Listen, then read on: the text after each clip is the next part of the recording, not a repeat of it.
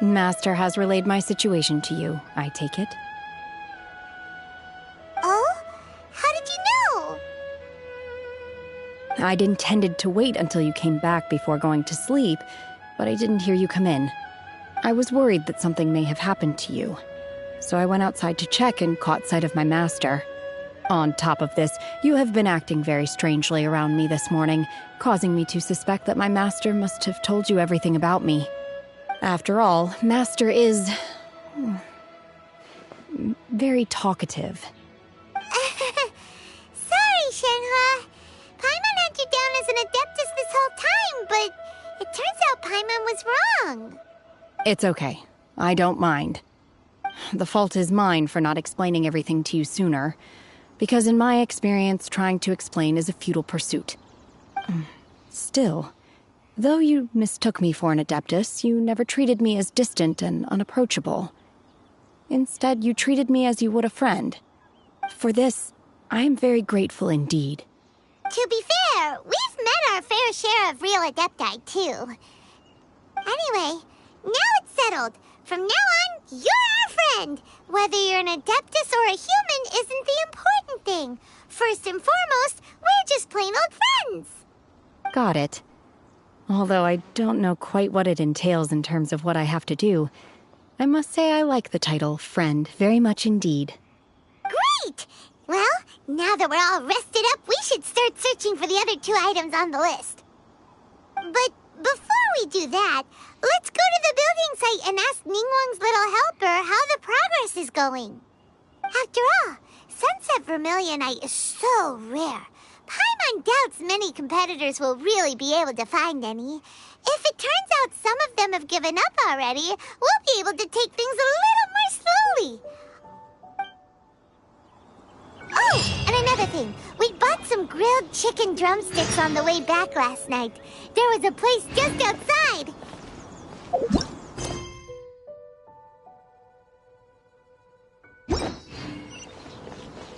Here's one for you, Shenhua. Try it! They're so good. I concur. It has a rich flavor, far more agreeable than those I've cooked for myself in the wilderness in the past.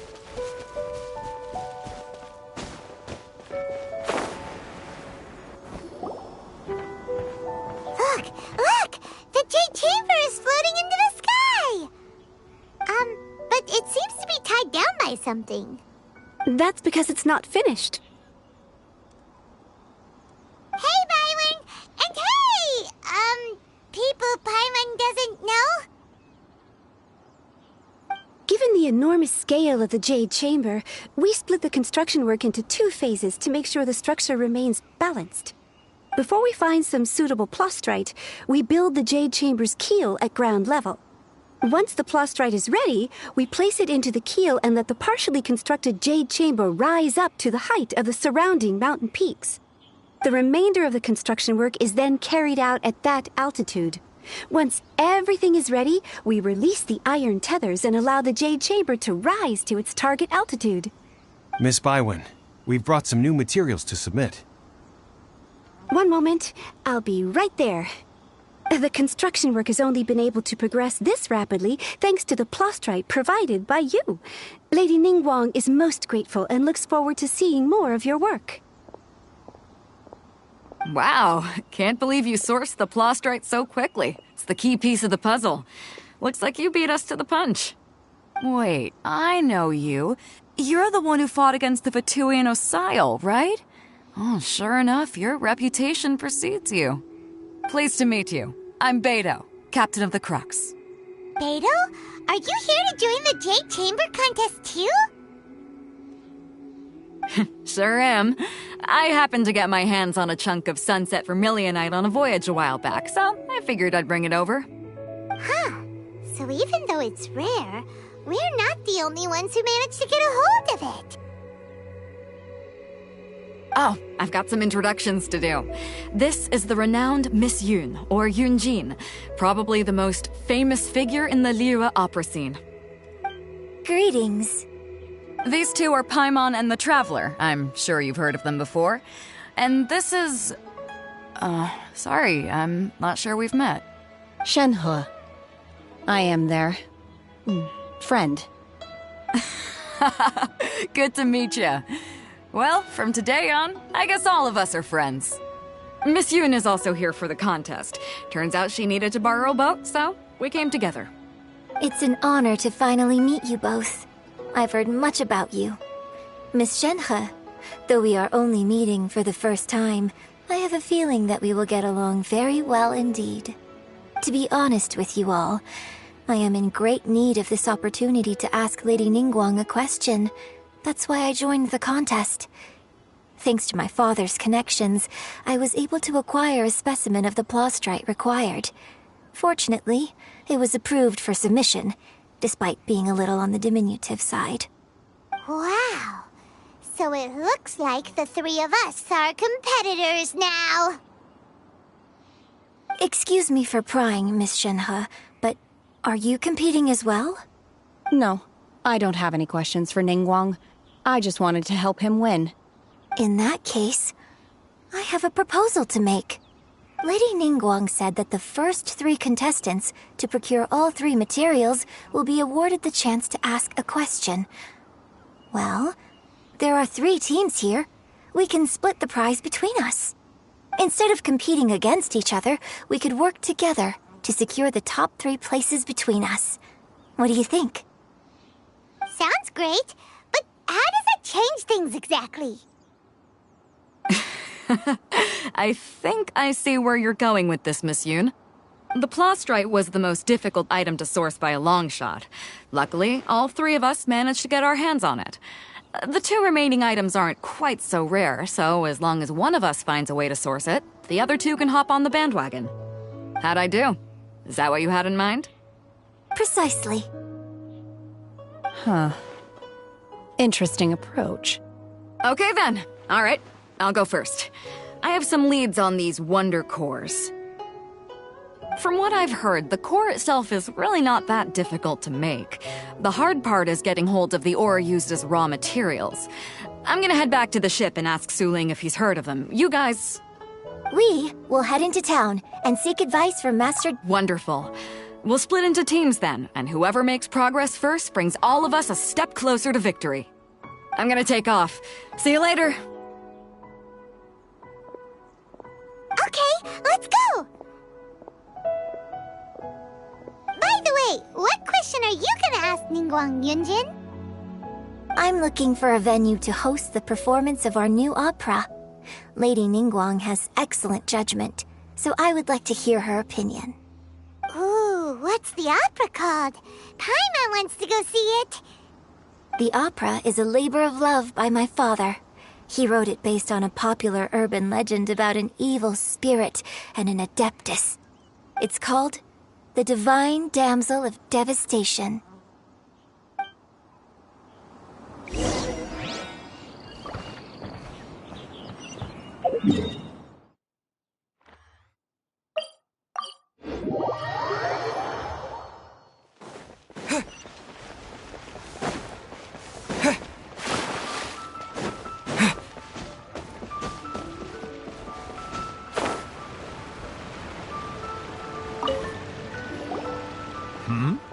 Ah, hello.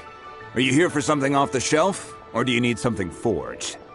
Excuse me, Master Zhang. We were wondering if you'd heard of something called a Wonder Core. Of course I have. Sorry, who's asking? My name is Yunjin.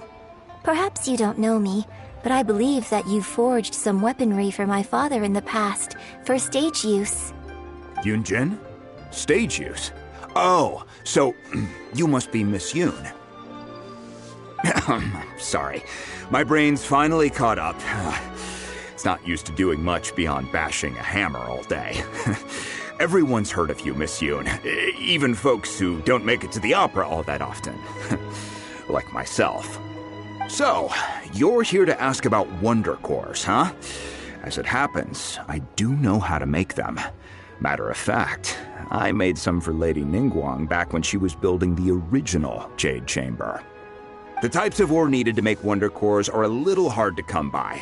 Lady Ningguang supplied them herself last time. I don't suppose you've brought any yourselves?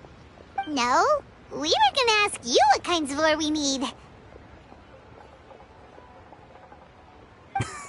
Sure. Well, you'll need 2 kinds. Star Splinter Iron and Subrosium. If I remember correctly, Lady Ningguang sourced her Star Splinter Iron from the Mount Tianheng area. They say it resonates with visions. It could take some work, but if you stick with it, you'll find some eventually. As for the Subrosium, though, that's trickier. It's all but unheard of on the market. I'm really not sure. Sorry. What I've heard is that the people around Mount Tianheng have some sort of magic trick that can pinpoint the location of the stuff. Of course, it's probably just hearsay. If you want my advice, start by looking for Star Splinter Iron around Mount Tianheng. And if you run into any locals, ask them a few questions about Subrosium. Mount Tianheng. Interestingly enough, the story of the Divine Damsel of Devastation also takes place on that mountain. I hear the view there is quite spectacular. A favorite destination of the Adepti, in fact. Perhaps it can give me some inspiration. Let's not delay. We should head straight there.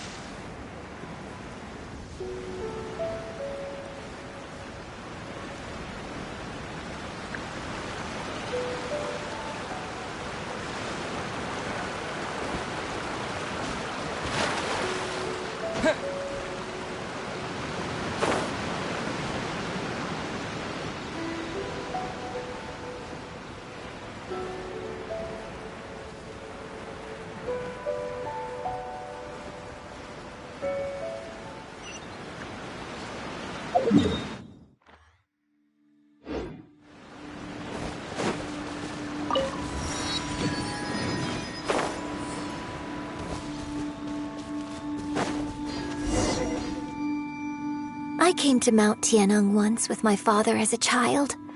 I remember it being such a long climb that I could barely feel my legs by the time we reached the top. Oh, this is quite a trip down memory lane for me. Look at these majestic, towering peaks and the gently flowing streams. It's like setting foot in paradise. No wonder the legend of the divine damsel of devastation is said to have taken place here. Adepti wander oft where mortals seldom stride.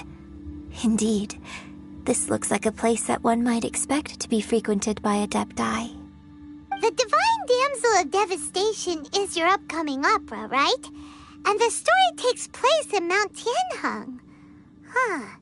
Seems like you have a real connection with this place. What's the story about, though? It's the story of a girl becoming a hero. Cool. A hero story? They're Paimon's favorite! The legend first arose in this area. It is said that there used to be a prosperous village on the mountain. In that village, there was a loving couple who were completely devoted to one another. One day, a terrifying monster appeared.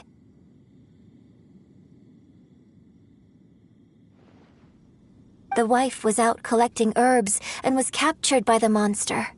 Her husband was so distraught at the news that it broke his spirit and drove him to madness. The vile and vicious monster told the villagers, "If you want to live, you must sacrifice a child to me." What a nasty piece of work! Paimon sure hopes this monster gets put in its place! But the monster was so terrible and so strong that all within the village were terrified of it. They had no choice but to give in to the monster's demand. Just while they were discussing whose child would be given over to the monster, a little girl suddenly stood up and came forward. No! Don't do it, little girl! Unbeknownst to anybody else, she was concealing an exorcist's blade. She approached the monster's lair, feigning fear and trepidation. When she finally arrived, she courageously drew her sword and entered into a fierce struggle with the monster, from which she eventually emerged as the victor. Her extraordinary abilities drew the attention of the Adepti, and they took her as one of their own.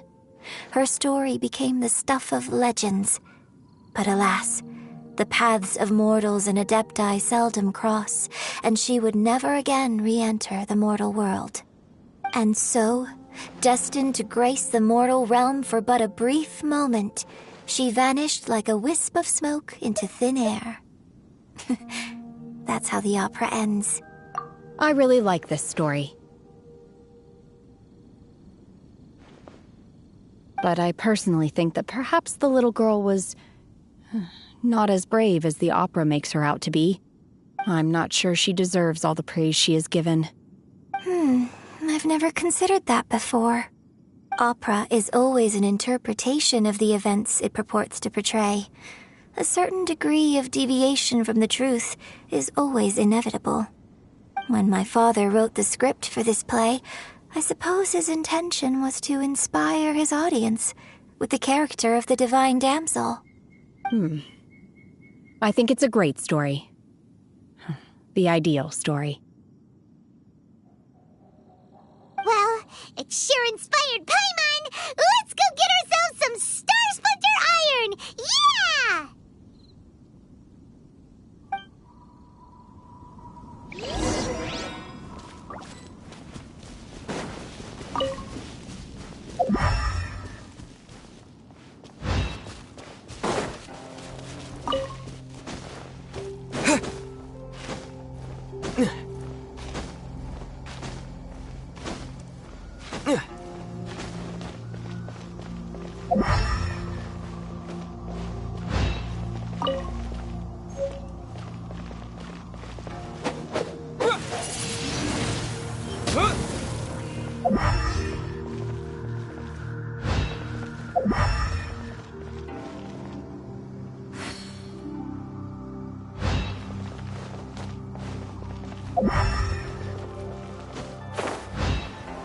You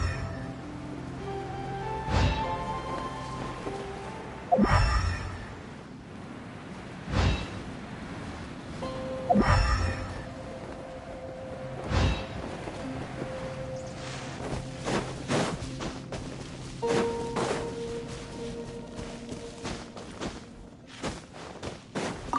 should be enough Star Splinter iron. Now we just need to find that Subrosium. I think I saw a village on our way here. Master Zhang said we should ask the locals for... Hey, there really is someone here. Yunjin, looks like you were right. Excuse us, sir. Can we ask you something? Huh. He didn't seem to catch that. Hello, sir. We were just passing by and wanted to ask if you happen to know anything about Subrosium.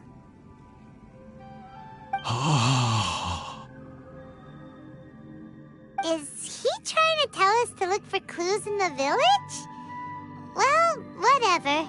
Guess we're on our own here. Shenhua, Yunjin, let's have a look around. Sorry, you can go ahead without me. I'd like to have a word with this gentleman. If that's okay with you, Uncle Mingjin. It's... Shenhe. Shenhe. You're alive. The rumors were true. So, all these years? I'm sorry, I don't know how to find Subrosium. But I think you can find some information in the village. This place is deserted now. No one ever comes here. So you can rummage around all you want. Huh? You know this guy,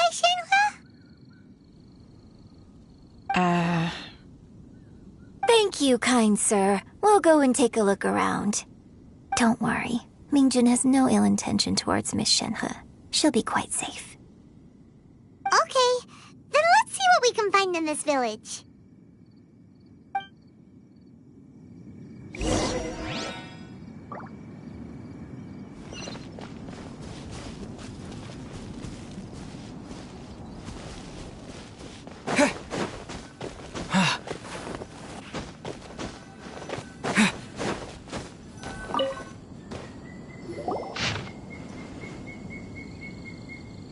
The remains of a god, an abandoned village, Mount Tianheng.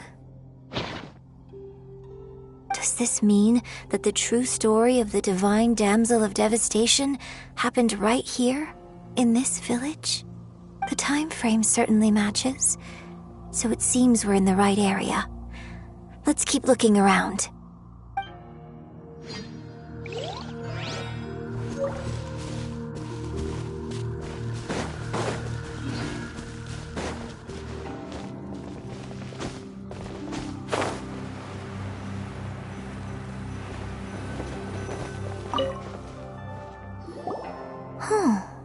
What's this?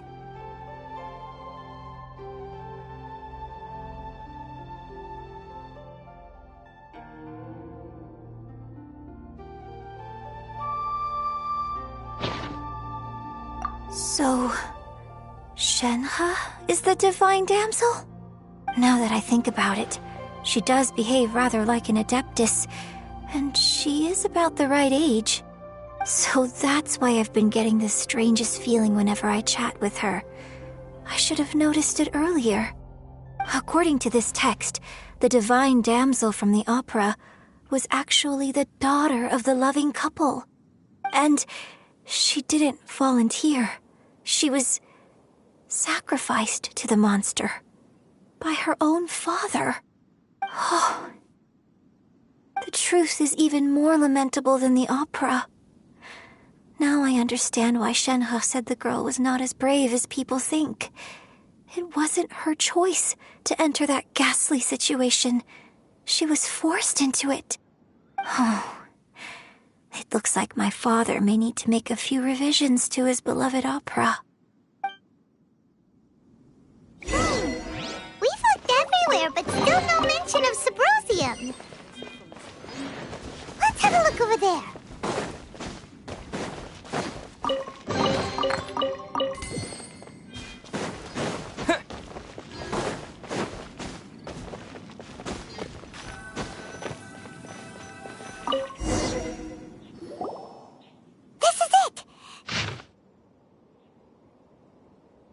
Basically, we need to go to the middle of the lake south of Mount Tianheng at dusk, and we'll find us some Symposium! Let's go back and tell Shenhua the news!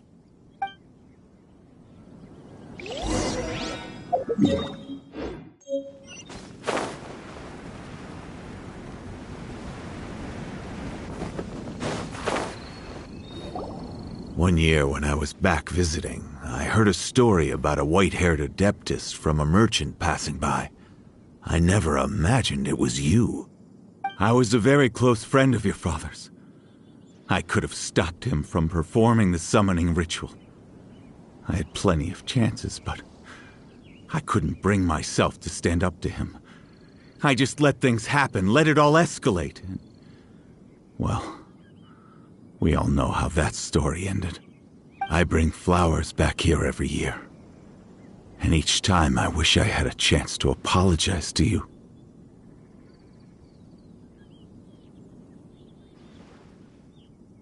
Apologize for what? If you'd stopped him, he'd only have found another way.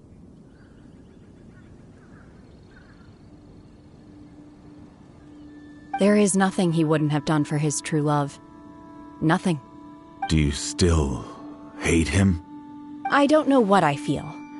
I'm told my fate is to bear the curse of calamity, so my master bound my soul with red ropes to curb my aggression.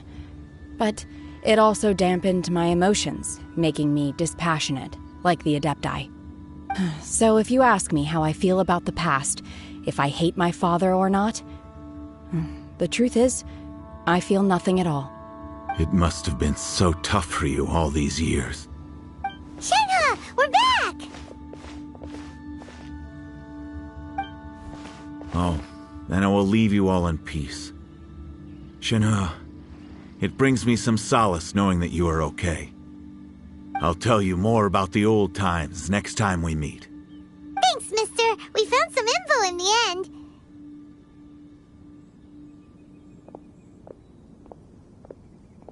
Shenhua, look! This tells us how to find Symposium. All we gotta do is go to the middle of that lake. Let's go then.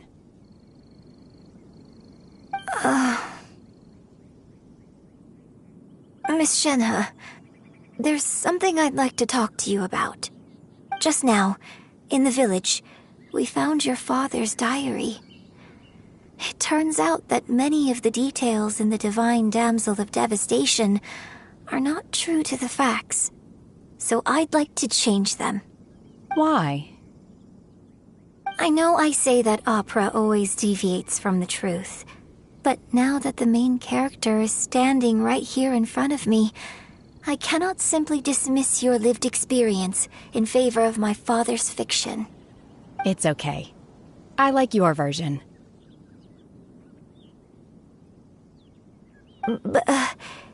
Huh? My master once said that the day I learn how to use my strength for the good of others is the day that I can truly become part of human society. So, I hope that one day I might be brave enough to stand up and protect others, just like the girl in the opera. But I've never thought this way before, and I wonder whether I will continue to think in this way. Don't worry. I believe you will. In fact, I think maybe you've already started to become the person you aspire to be. You just haven't had the opportunity to see it for yourself yet. Shenhua! Yunjin! Cut the chit-chat! Let's go!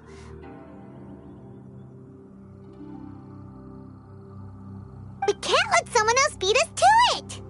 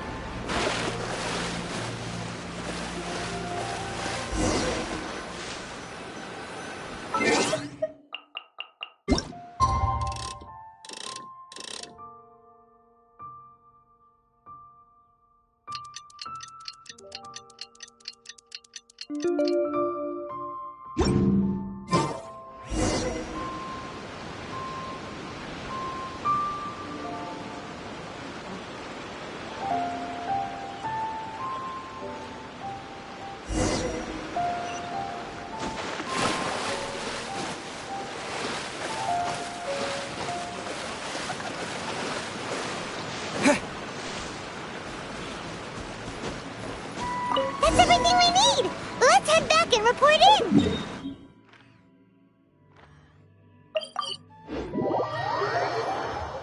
Paimon's curious if Beto's made any progress.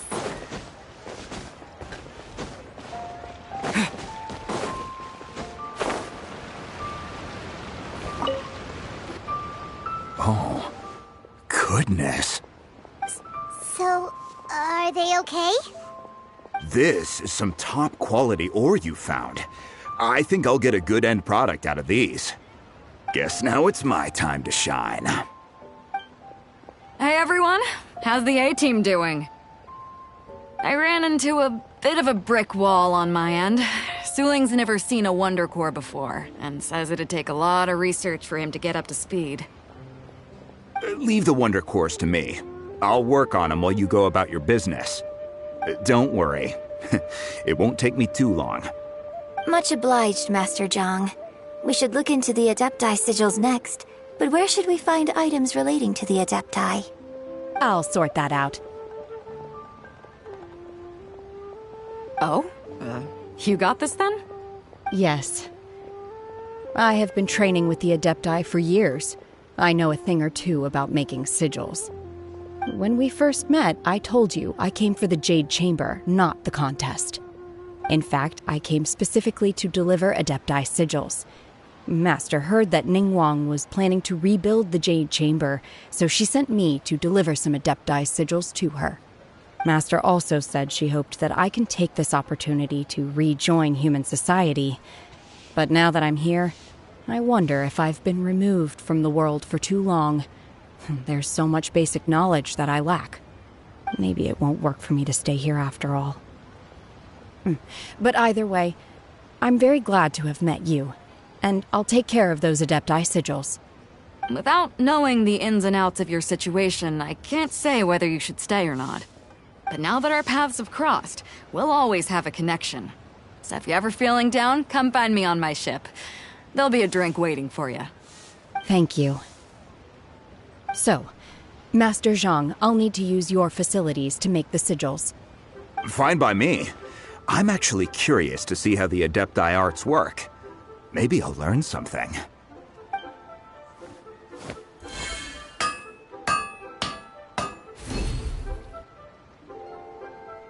Whew. The sigils are ready. Though they are in some respects inferior to my master's, I can assure you there will be no quality issues. I've finished forging the things you asked for, too. Great! Let's go submit them before someone else gets there ahead of us!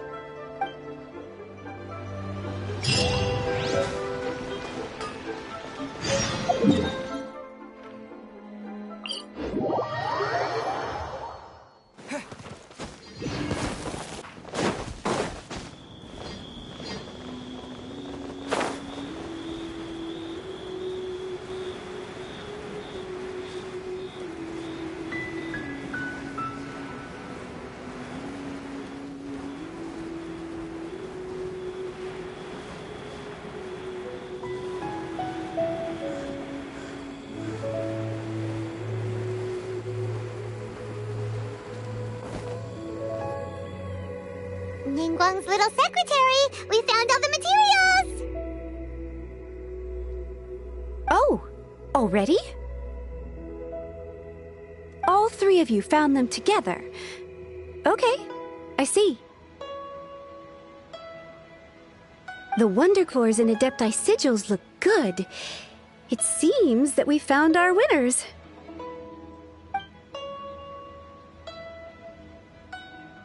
I hereby announce that the winners of this material procurement contest are the Traveler, Yunjin, and Beidou. What? It's over already? I haven't even found the Plustrite yet! I can't believe it. So close, but so far. I'd like to invite our three winners to please proceed to the Jade Chamber, where Lady Ningguang is waiting for you. Huh? Where's Beidou? She was right here! Captain Beidou has some business to attend to. She will join later. Please come with me for now. Guess we'll head on up to the Jade Chamber first. This has been a long time coming. The last time we went up to the Jade Chamber was ages ago.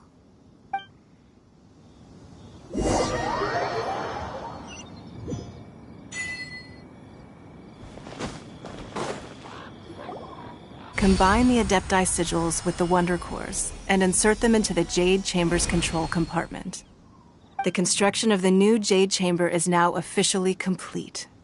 Once the tethers are released, it will soar into the sky. Thank you all for your work. Now it is time for me to fulfill my promise. Yeah! Miss Yun, I've already heard something about the reason for your involvement. You are looking for a venue for your new opera, aren't you? That's right. Lady Ningguang, I would like to hear your opinion. The unveiling of Miss Yun's grand new opera surely requires a venue of equal grandeur. So what would you say if I proposed that we stage your first performance right here, in the newly built Jade Chamber? The Jade Chamber offers a splendid panoramic view of the mountains and the bustling city. It is fitting for the finest performance to be hosted in the heavens. I can think of no better stage for you than here, Miss Yun. Thank you, Lady Ningguang. Then I will prepare my props and other articles shortly. Please allow me to bring all these aboard the Jade Chamber. You're quite welcome. It's truly what a good opera deserves. A traveler, Shenhe, Paimon, I'll be leaving now. Do come and see my play when the time comes. You're next. What is your question? I should clarify. I do not know your sister's whereabouts. Please, don't waste your question on this matter. Wow, you're a mind reader, Ningguang. Oh well, guess Paimon will ask a question then. Managing a successful business is not as simple as you might think. Capital, connections, sensitivity to the trends, and instinct for what is a good opportunity. All of these traits are crucial. If you want to know how to make money, I will honor our agreement and give you an answer. But that is not to say that it will work for you. Wow, Paimon hadn't even asked the question yet. Your question was written all over your face. Now look, you helped me rebuild the Jade Chamber, and I intend to repay you handsomely for it. So I promise you that should you one day require financial assistance, you may seek employment here. I will pay you at the highest rate of remuneration. Oh, great! So next time we run out of Moro, we just need to come to Ningguang? No more questions from us. Shenhe, you got a question? Me? Yes, this is a group effort. Thank you. But I don't have anything to ask. Are you sure? This is a once-in-a-lifetime opportunity. I'd urge you not to squander it. Yeah, just don't waste it. Hold on a second. Paimon can probably think of another one. Lady Ningguang, do you think I can ever fit in Liyue Harbor? Now that is an interesting question. Liyue Harbor is very inclusive. As long as you respect the rules here, you will not be turned away. So, the key is whether or not you yourself can develop a sense of belonging in Liyue Harbor. Oh, a sense of belonging. Yes. To become fond of a place, to feel part of it, it always requires a reason. Perhaps someone you've met, or something you've experienced here. Or perhaps you enjoy the atmosphere of Liyue, and you will become accustomed to it. In short, everyone needs a reason to stay. I hope you can find yours soon. I see. Hey, what's going on? I just went to see the fleet. I'm a little later than expected. Come on, Beidou, it's your turn. Do you have a question for Ningguang? Me? Nah, I ain't got any questions. She forced me to help out, so I figured I may as well get involved with the contest. Ningguang, don't forget what we talked about. It's not gonna be easy to deal with. I don't think my fleet can take it on their own. Don't worry. I have made preparations. The wound dressings are ready, and the Millilith have set up an ambush. Glad to hear it. Watch your back. Stay alert. Beidou? Ningguang? What are you talking about? You'll see when the Jade Chamber ascends. However, it's not the most pleasant topic of conversation. Maybe it's better that you don't know.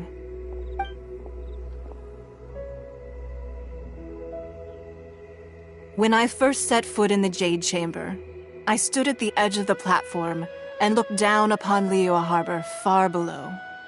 At that time, I dreamed that one day the Jade Chamber's shadow would be seen in all 7 nations of Teyvat. My wish has not changed to this very day. However, it is not only out of consideration for myself that I have built the Jade Chamber anew at this time. I hope the Jade Chamber will always float in the skies above Liyue Harbor, bearing witness to the prosperity and peace of the human world. And I hope that you can all witness it with me. Let the Ascension ceremony commence!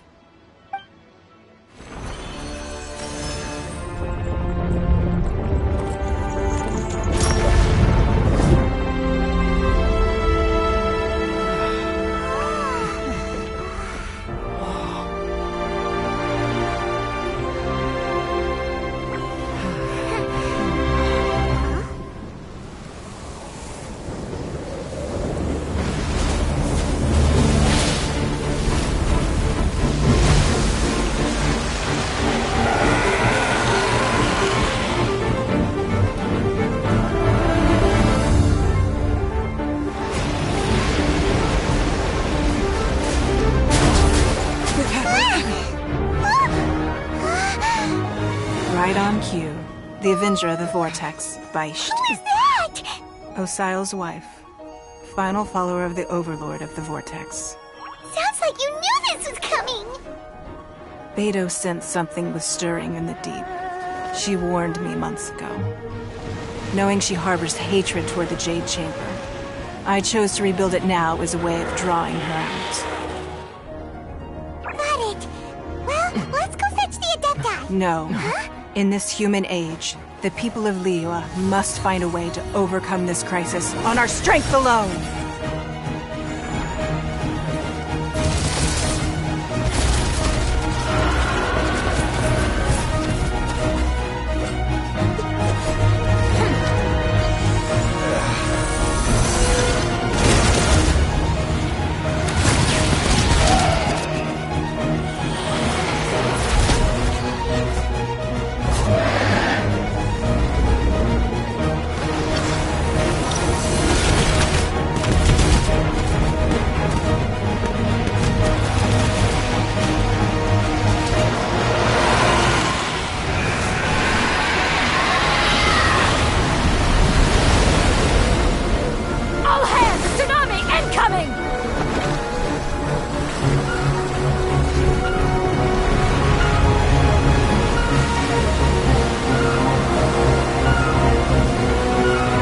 What's that?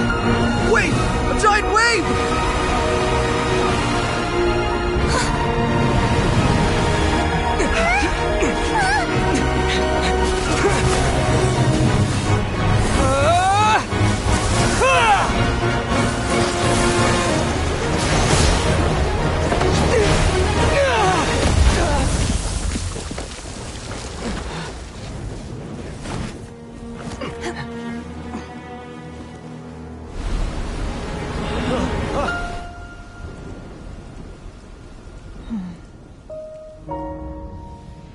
You are a cursed child. Your life brings nothing but disaster to us all. At least if you die, I can bring her back. The day you learn how to use your strength for the good of others is the day that you can truly become part of human society.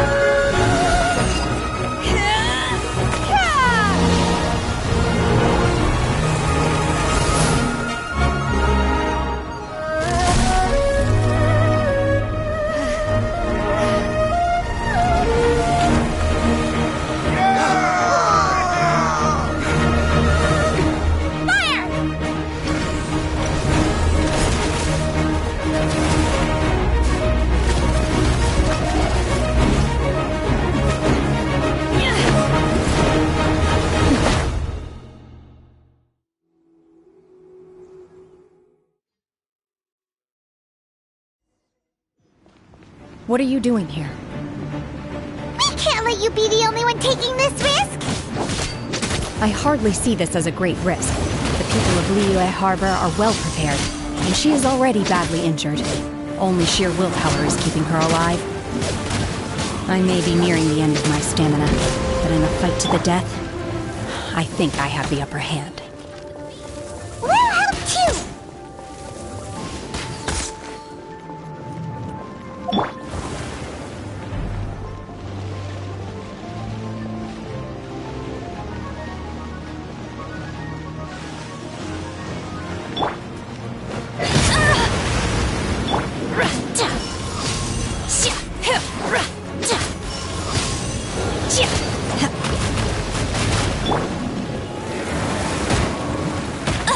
I'll never surrender!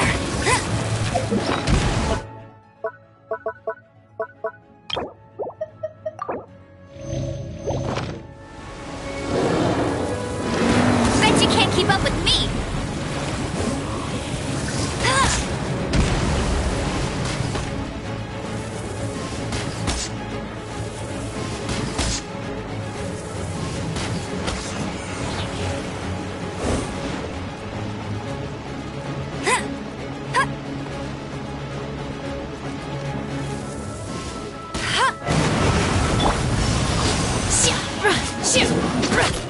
Transfiguration!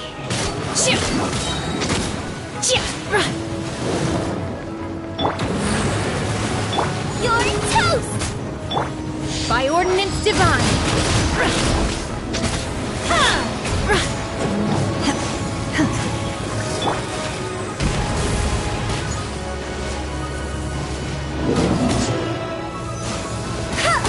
I'll race you there! No one escapes by sight! Bet you can't keep up with... Take your true form!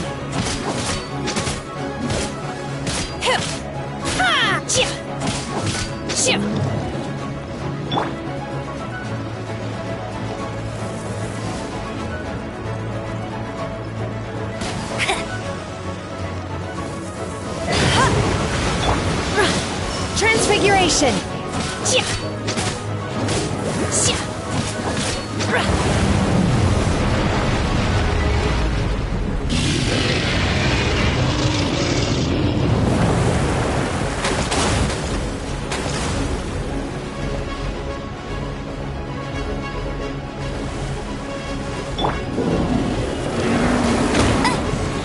That's cheating!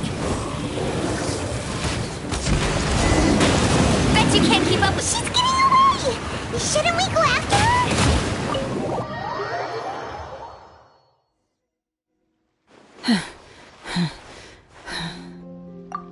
I'm just a little exhausted.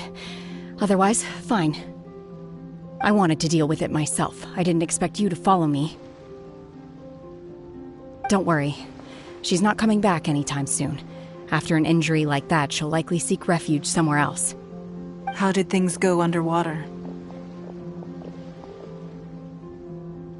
It's been dealt with. She was injured before entering the water. It didn't take too much effort to finish the job.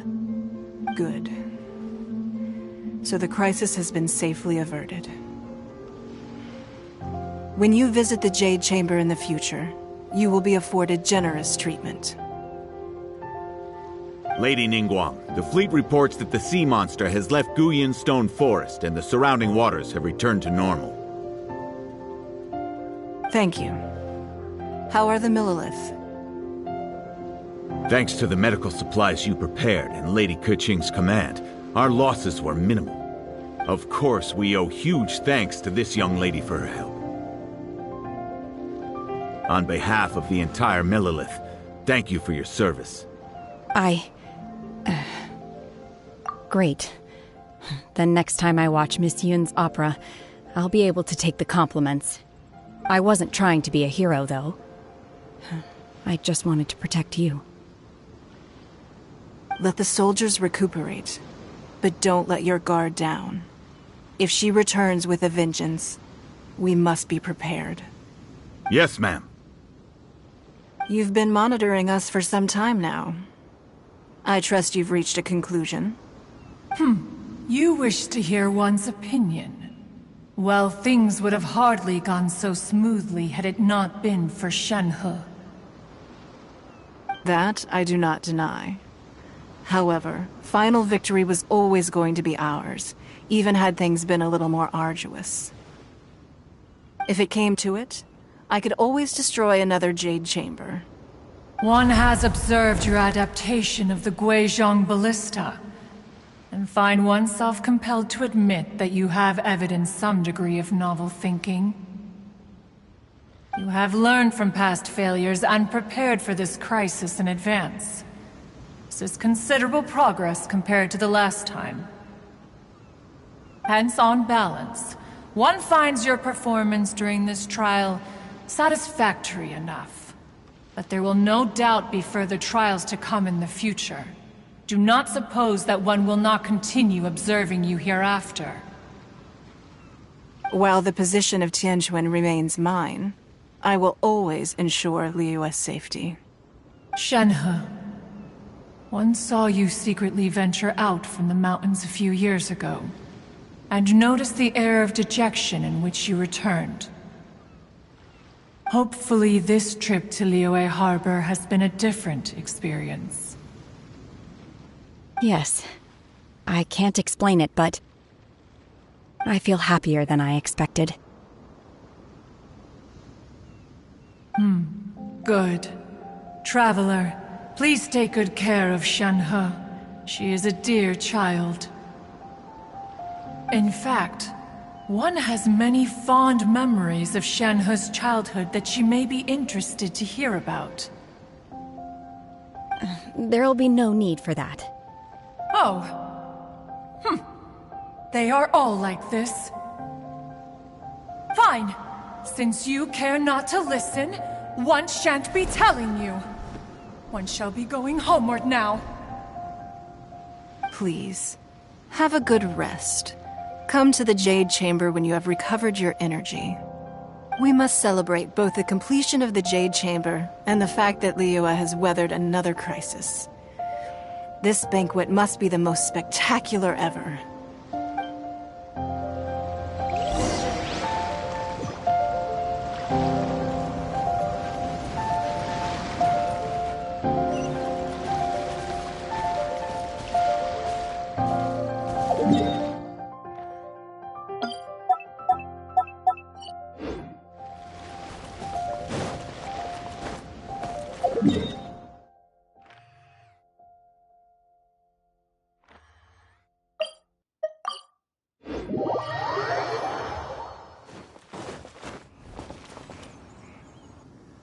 Wow!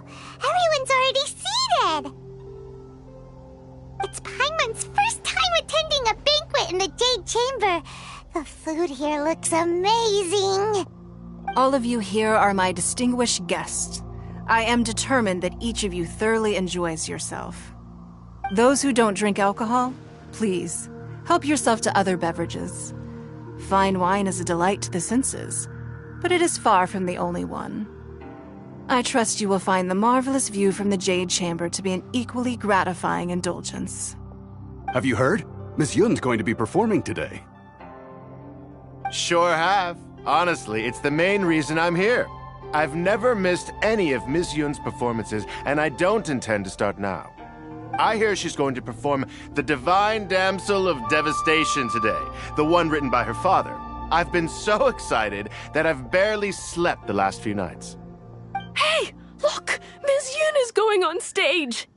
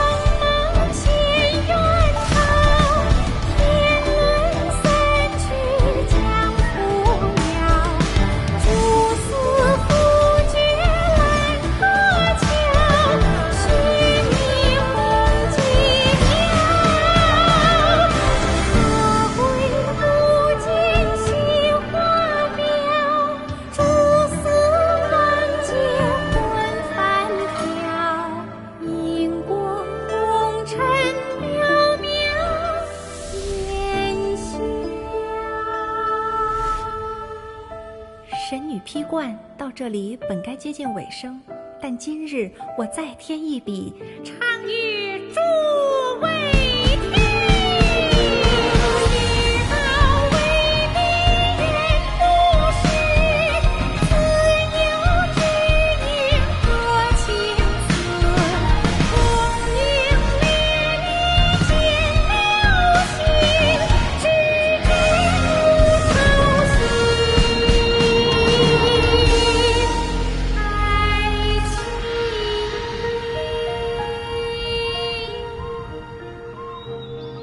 彼时鹤归，茫茫天地无依靠，孤身离去。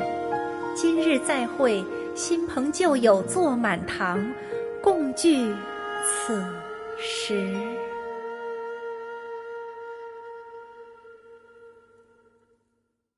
What did you think? Personally, I thought I sang rather well. It was beautiful. Paimon wants to learn too. It was wonderful.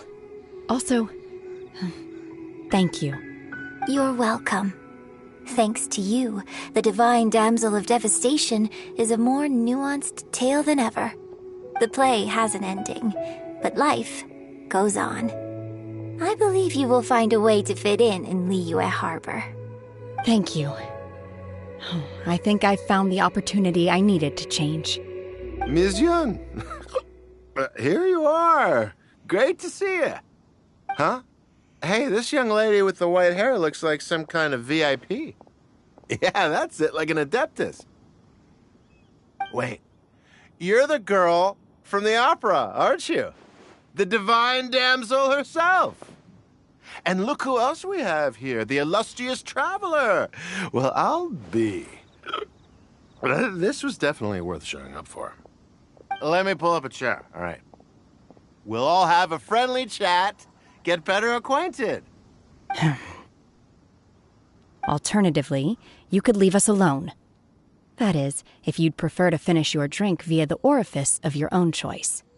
Uh-oh, this feels all too familiar. Shenhe's back to her old self again. Hey, what are you doing? Calm down, Shenhe. Calm down.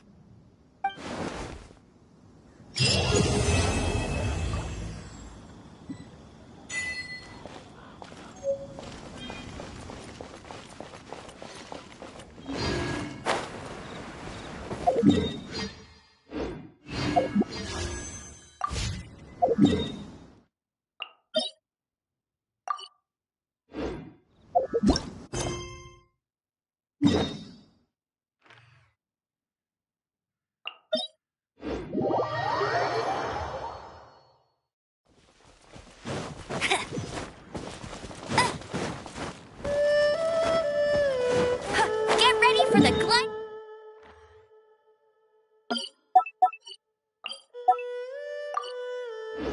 Champion of Mondstadt.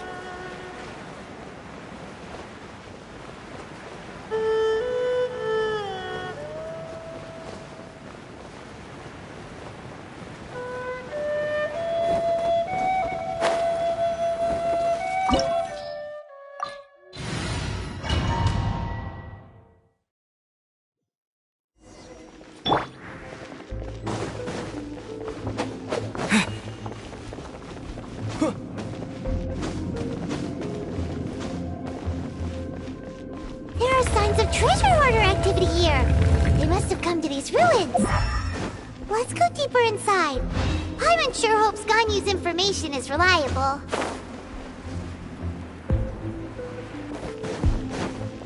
There aren't many guards here. Looks like their plan to draw away the Abyss Order's forces really worked.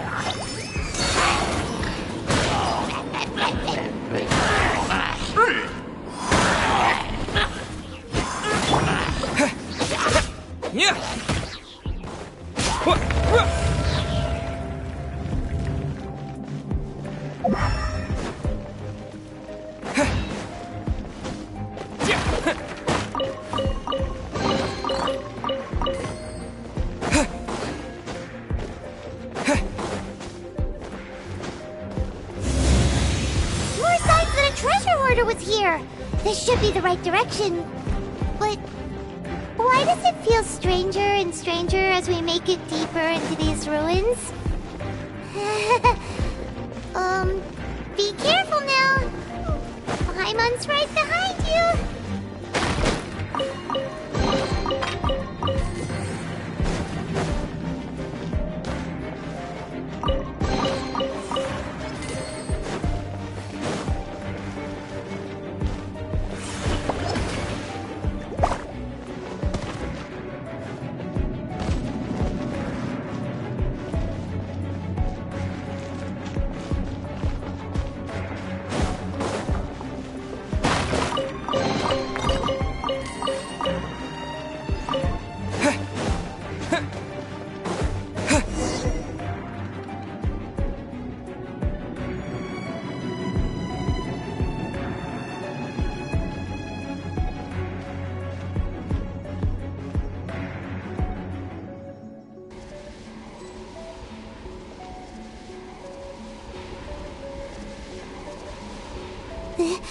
This looks like a person. Could it be the Grand Thief? Why is he in that position? Is he praying to something? That's... Why is the statue of the Seven hanging upside down? And the statue's hands... Paimon remembers they're normally holding an orb, right? But this statue is holding... What is that? Paimon has a really bad feeling about this. And the Grand Thief hasn't moved an inch. Do you think he's... Hello?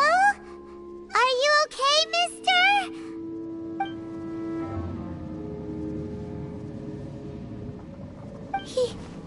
He's dead. Paimon doesn't feel so good. Let's get out of here, and fast! We should report back to Ganyu and Lon. Now what? We can't stay here! Quick, run!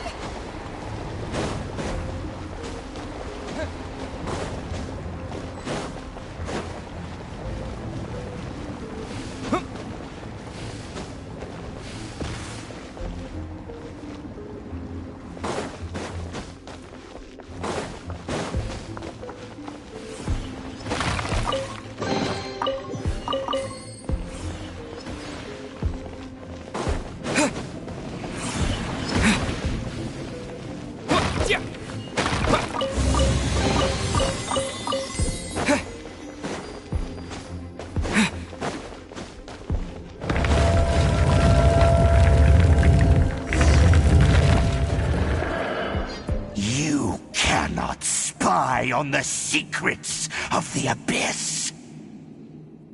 You have come here. You have seen our secrets. For this, you must pay the price. As a herald, I will mete out your punishment. An Abyss Herald?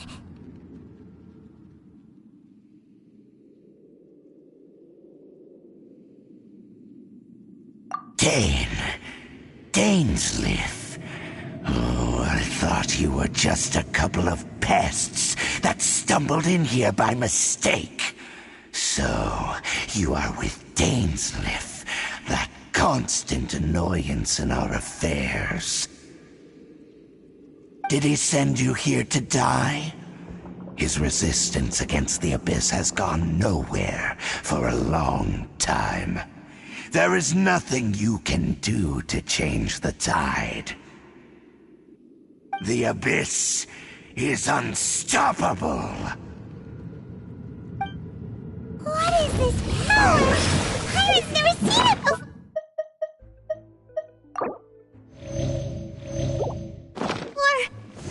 Careful! Please don't get cocky!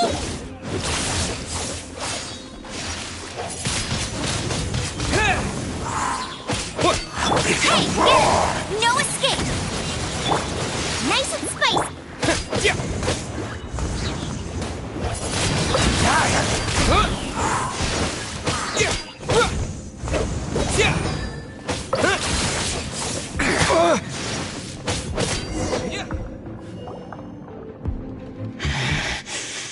This power, it seems familiar.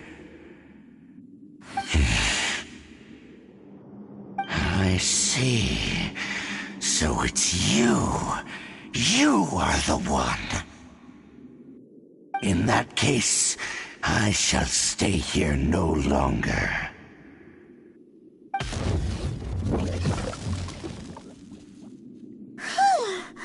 What a tough battle! Are you okay? Oh, such a strong enemy! Who knew the Abyss Order had monsters this Huh? What is it? What are you thinking about? Oh, right, yeah! We're near the exit now. Let's get out of this scary place before something even more dangerous shows up.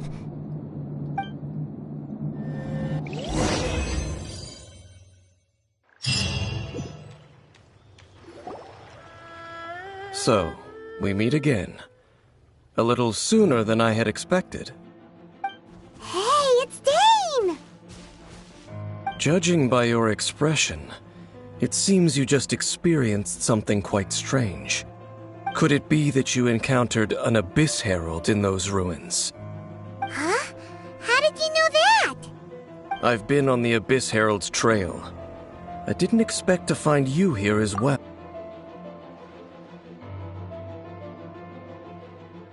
An inverted statue of the Seven, holding abyssal power in its hands. No, I have never seen such a thing during my time fighting the Abyss, though I have had my suspicions. Tell me the rest of what happened in there. So you escaped the ruin depths filled with abyssal power, and then? And then, as we got close to the exit, an Abyss Herald suddenly appeared and blocked our way! We fought a big battle with that thing. Maybe it hasn't gotten too far yet. Yes, this is a rare opportunity indeed. Come, let's catch up to it. Let's go! A rare opportunity? With Dane helping out, maybe we'll be able to solve more mysteries about the Abyss!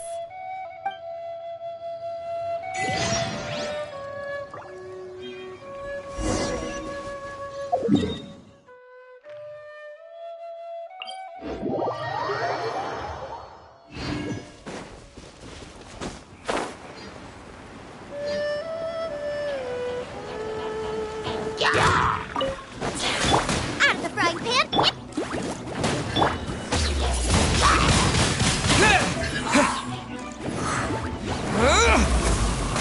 No one escapes my sights!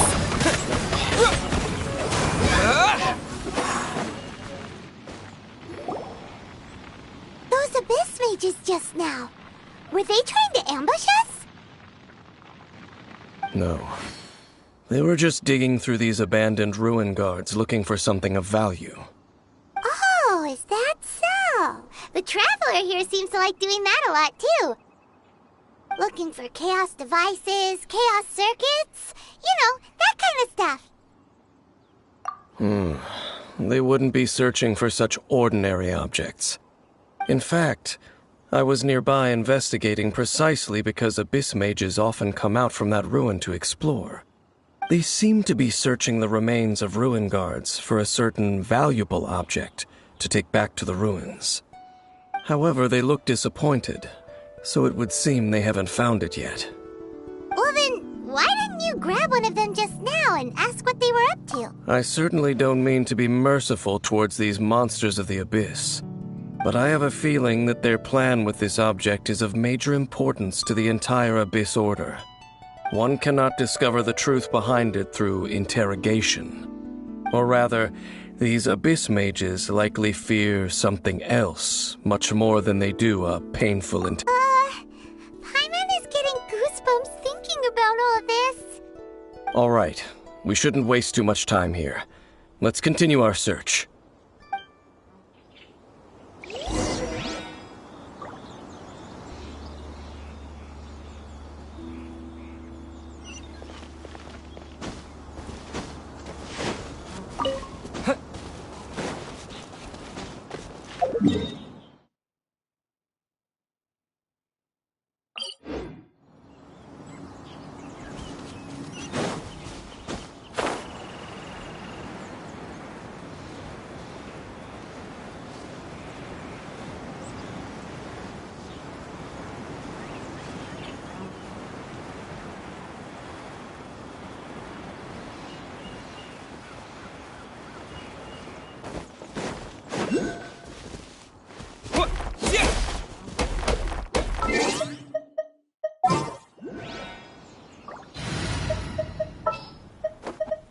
As you wish.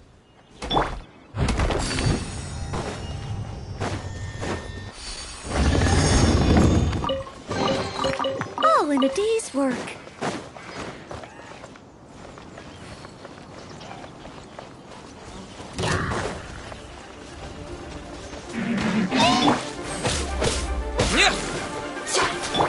Go, Ferret Bunny!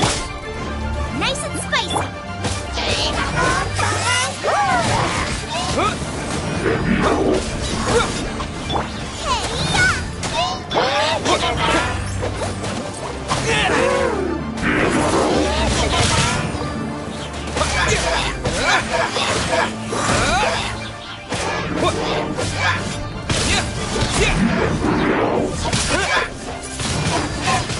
Windblade!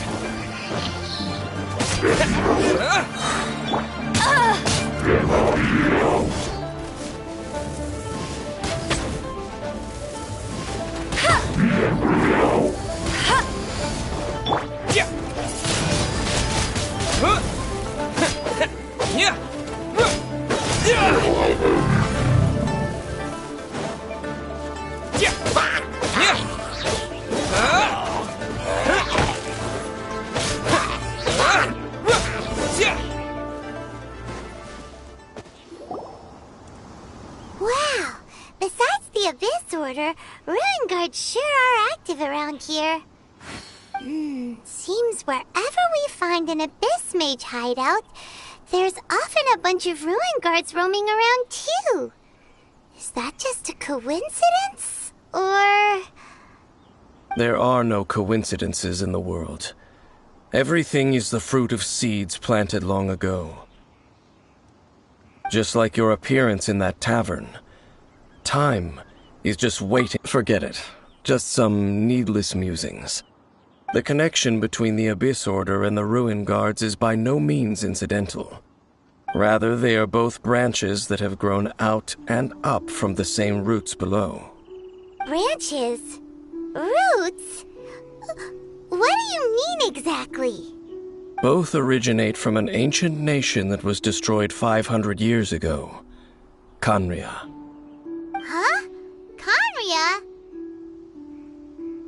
Really? The Abyss Order and Ruin Guards are left over from after the destruction of that nation? Oh, speaking of Khaenri'ah, that's really a super ancient name. Oh, right.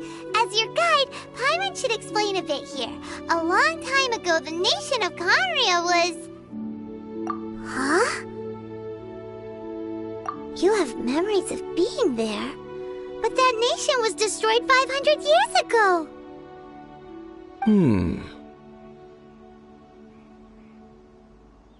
Is that so? Well, everyone has their secrets. You did not pry into mine, so I shall not pry into yours. But, if you would like to tell me, I will listen. So, the Khaenri'ah you saw.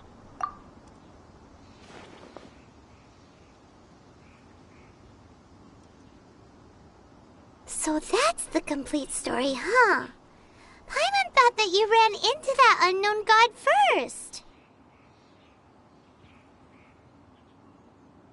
I see. So your first memory after coming to this world was being awoken by your sister from within that meteorite. It seems your sister woke up first. But the question is, how long before you? And then your sister told you that the destruction of Khaenri'ah plunged the whole world into chaos, and that you two should leave this world called Teyvat? The destruction of Khaenri'ah? She said that? That destruction you witnessed, that's history from 500 years ago. It seems the first time you awoke in this world was indeed during that period. Huh. So your sister must have understood this world better than you did, because she woke up first. And it was shortly after that that you encountered an unknown god who blocked your path, so you couldn't escape. Oh, Paimon knows this part really well. I understand. When you awoke at that time and hurriedly tried to leave for another world, you didn't know anything about Khaenri'ah. But now, since you have come to gain some understanding of Teyvat, you are able to guess that the war you witnessed all those years ago must be the war that ended Khaenri'ah. Am I right? Ah, if that's the case, you must have been flipping through all sorts of books during our adventure these past few months. Before going to Mondstadt, you had just looked at some vague materials. Later, we managed to gather a whole bunch of old books from all around Mondstadt and Liyue, but you told Paimon they were useless. So, the whole time you were just trying to learn more about Khaenri'ah so you could find your sister? Oh, yeah! You can travel around the 7 nations to find the 7. But where can you go to find a nation that was destroyed 500 years ago? I probably know more about Khaenri'ah than both of you. Khaenri'ah was a nation without a god. Not because it had a god that died or abandoned them, but because it never had a god to begin with. It was a powerful nation, built purely by humans. An unprecedented, flourishing, and glorious civilization. It was the pride of humankind. A nation without a god? Later events unfolded just as you remember. It was all destroyed by gods. You mean that... 500 years ago, the gods descended upon the world and brought desolation to Khaenri'ah. The pride of humankind was uprooted and crushed, like a weed removed from the garden of the gods. How could that be? The history books don't say anything about that.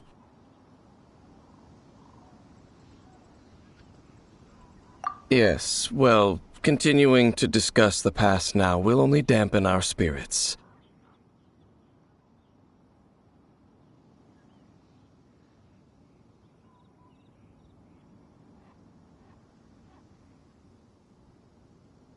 Let's keep moving. I will tell you more of what you want to know as we continue our search.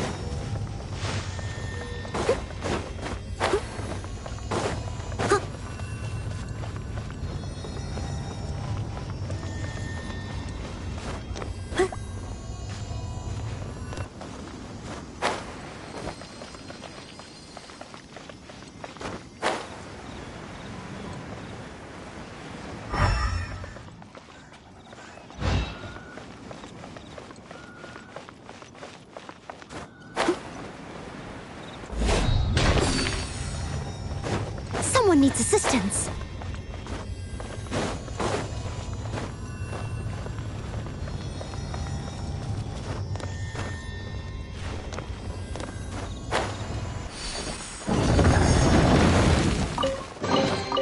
A little dusty. Best give it a spring cleaning.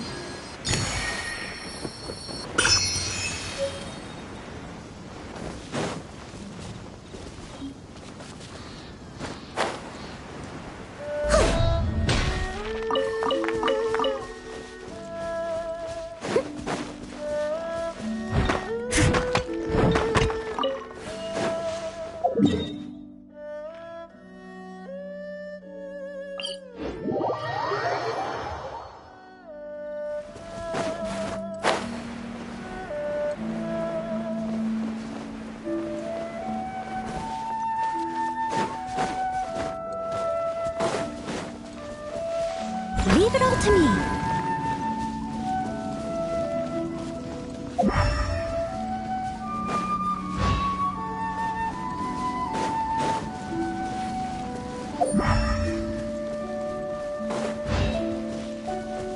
I'll catch up, as a good knight should.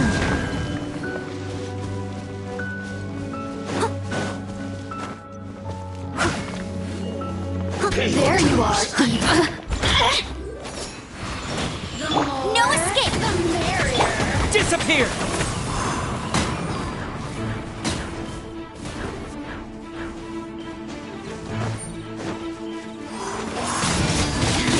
Windblade!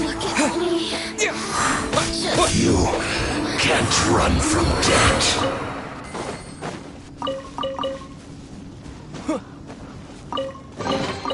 Is this an answer from this world?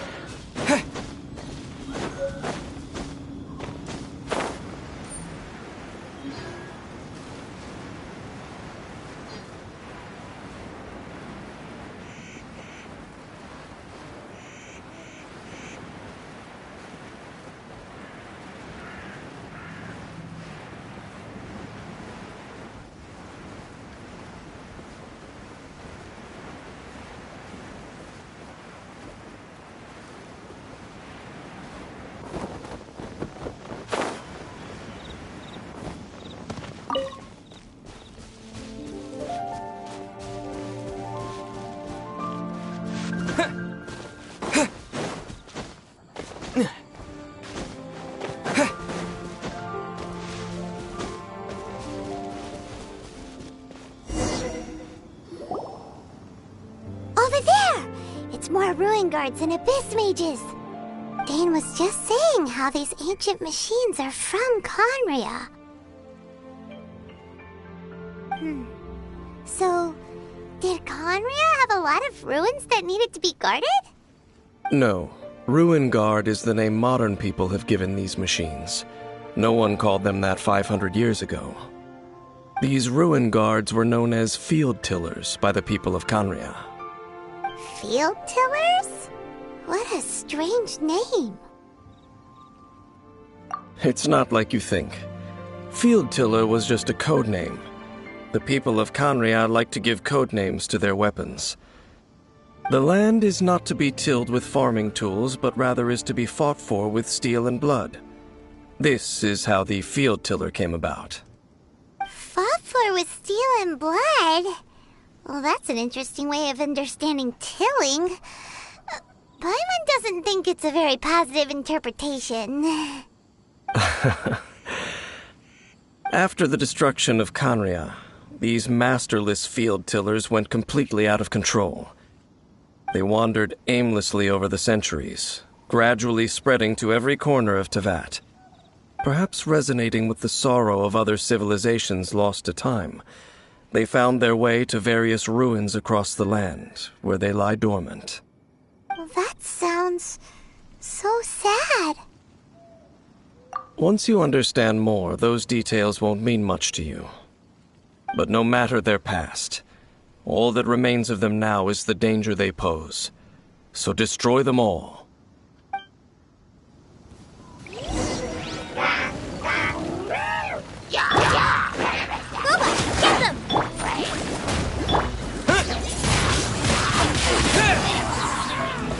With the wind!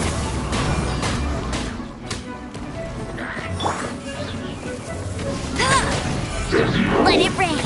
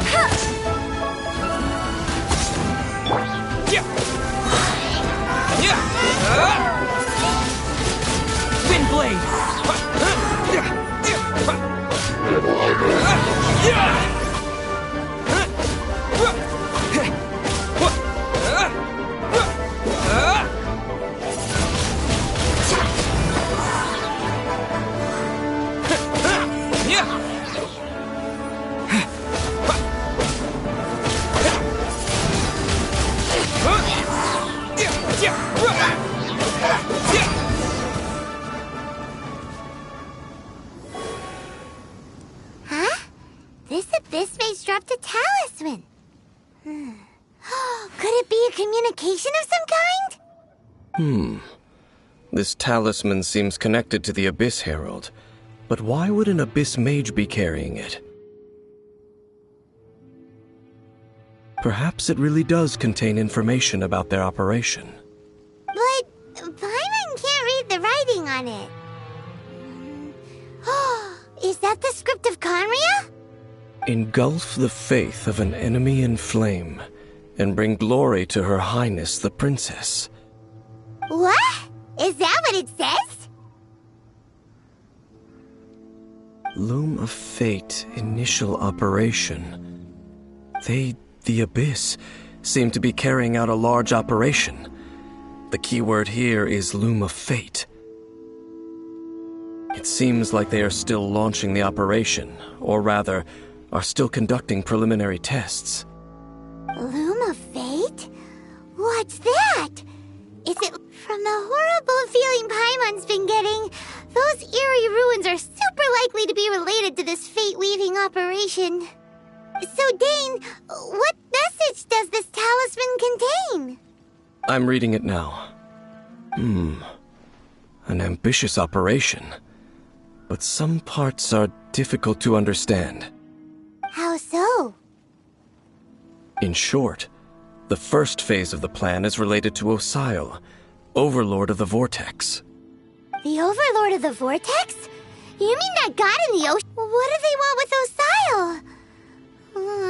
I know of your past heroics regarding Dvalin, and I also know of the Abyss Order's role in the Storm Terror incident. Though you may not have been aware of it at the time, you were thwarting an Abyss Order operation similar to this one. Last time it was Venti's old friend. This time it's a huge ancient god. The Abyss Order keeps setting their sights higher and higher.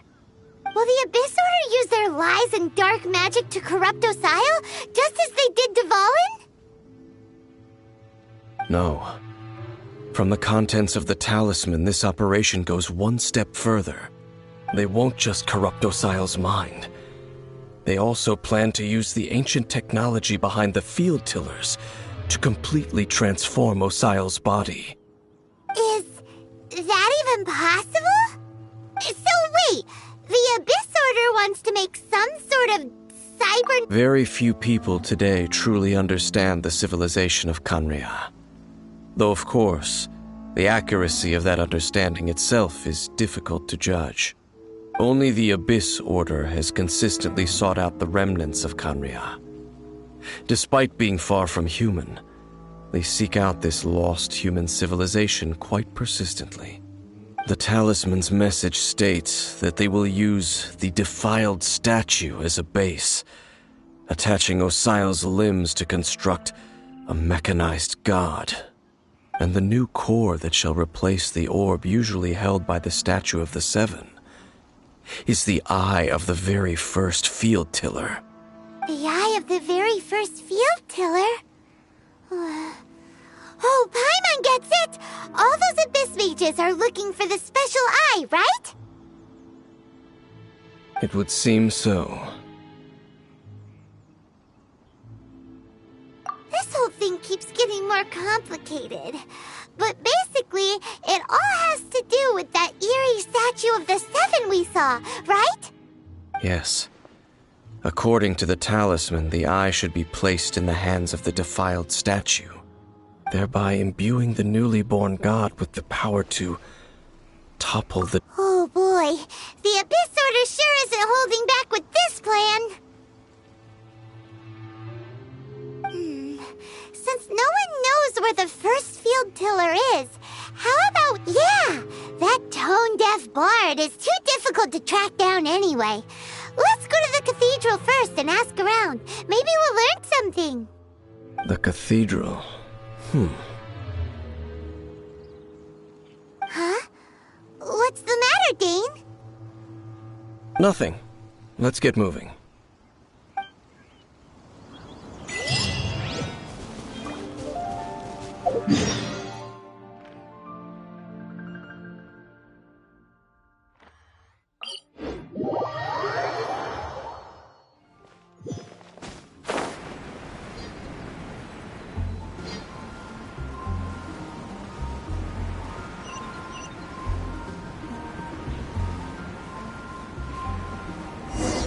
A huge statue, a grandiose cathedral. The people of Mondstadt clearly spent a great deal of resources and energy to construct them. But how aware of this was the Animo Archon on receiving this gift? And how much did he give back in return? Faith doesn't ask for anything in return, though, does it? As long as the gods have a clear conscience about it all, there's nothing I can say about it. Shh! We're about to enter the cathedral! Don't say anything bad about the Animo Archon! And actually, the Animo Archon is... never mind! I never specifically said I would enter the cathedral. I'll leave you two to mingle with the sisters. Huh? You are the honorary knight of Mondstadt. They will surely allow you to poke into these affairs with their utmost trust. Having me tag along would only make them suspicious. Correct. And just as our little friend said, I might say something bad about the church at any time. When a non-believer steps onto holy ground, the result is never pretty. I have never received the favor of the gods in the past. I don't see any reason I would need it now, or in the future either. That's enough about that. While we've been chit-chatting, the Abyss Order continues to act. Okay, then we'll just go in ourselves and ask around. I should warn you about one thing. Don't go mentioning the defiled statue inside the cathedral. The Church of Favonius wouldn't ignore the matter of the statue, but if they rashly tried anything against the Abyss Order, it would only ruin whatever element of surprise we may have. Also, meddling in the affairs of the Abyss usually doesn't end well for anyone.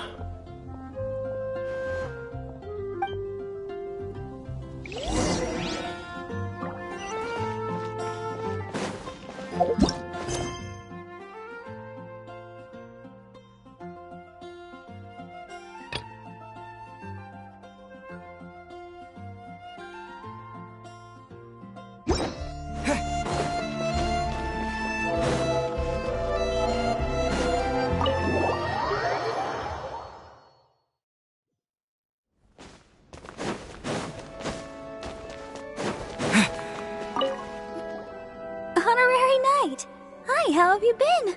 Do you need anything today? But I should first make it clear that if you need to borrow the Holy Lyre to Hermel again, we cannot oblige. It seems she hasn't realized it's just an illusion. Oh, we're here to ask some questions about something. Barbara, have you heard about the first field tiller? What's that? Field tiller. What does it do? Of course you wouldn't know anything about that. Okay, next question. Has the church ever lost a statue of the Seven? Huh? You're here to ask about that old story? Well, I didn't expect that. That was such a long time ago, barely anyone mentions it nowadays. A long time ago, there was indeed one statue of the Seven that disappeared one night without a trace. Nearly every member of the church joined the search for it, but it was never found. In the church's records, as you might assume, this incident has been called the Lost Statue of the Seven. Of course! Of course? Nothing? So do you have any other clues? Paimon means any other strange stories? Sorry, Barbara, but we can't tell you about the statue we saw just yet. Like Dane said outside, it's for your own good. Other strange stories? I'm not sure. Let me think about what other unusual incidents are in the church's records. Oh, the Tyrant's Final Fury?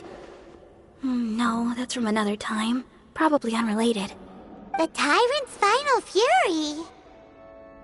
Oh, This refers to a time of great danger that engulfed Old Mondstadt, the place now known as Storm Terror's lair. Many, many years ago, there was a time when balls of fire would rain from the sky whenever anyone approached Old Mondstadt. Balls of fire raining from the sky? How terrifying! People at that time believed it was a curse laid down by the god of storms, so they referred to it as the tyrant's final fury. This strange phenomenon continued for about a year. No one was ever able to solve it. It just gradually ceased on its own.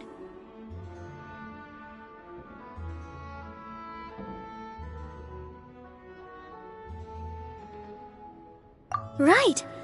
Later, the theory of the tyrant's final fury became less probable in the eyes of the church. Common reasoning dictates that the god of storms wouldn't shoot fireballs. Perhaps it was something else that caused the disaster. Anyway, this incident might not be related to the lost statue of the Seven, but I just can't think of any other strange incidents that might be. It's okay. Thanks anyway! There's that pointless word, thank you, again. I can never get used to hearing it. Oh, Rosaria, it's you. If you're looking for the Knights of Favonius, they're busy with those monsters again. Those monsters? Those monsters that tried to attack Mondstadt last time during the Storm Terror incident? Wasn't that the Abyss Order? They're at it again? Indeed. They're gathering in Wolvendom, causing great unrest among the wolves. Could it be that the Abyss Order is targeting the spirit of Lupus Boreas? As for what purpose, I can't say for certain. Master Jean has already headed off to Wolvendom. I must also begin to make a move myself. Then I will go as well. Master Jean said you should stay at the church and continue your work with the clergy. But you're also a member of... Right! We'll go give Master Jean a hand! Oh, okay. If the honorary knight will be there, then... But please, everyone, be careful. May the Animal Archon protect you all.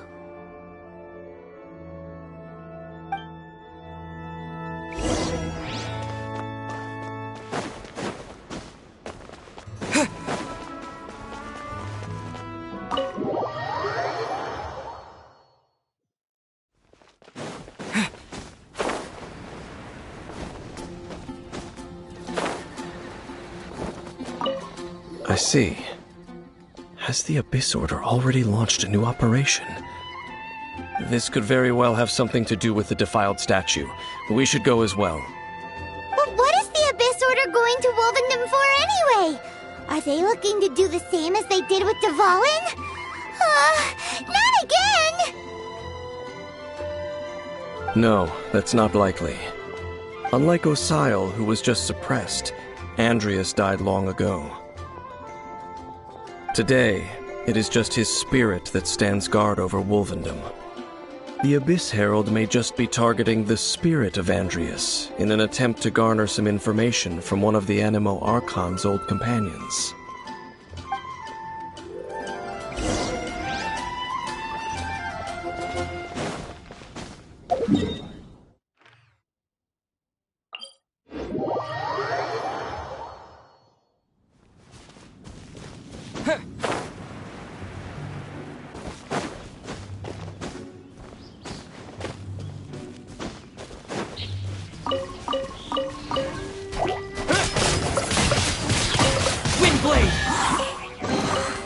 I'll keep this close.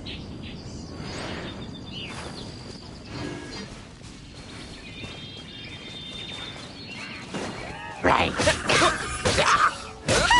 The Abyss Order! Don't underestimate the enemy. Let's take them now.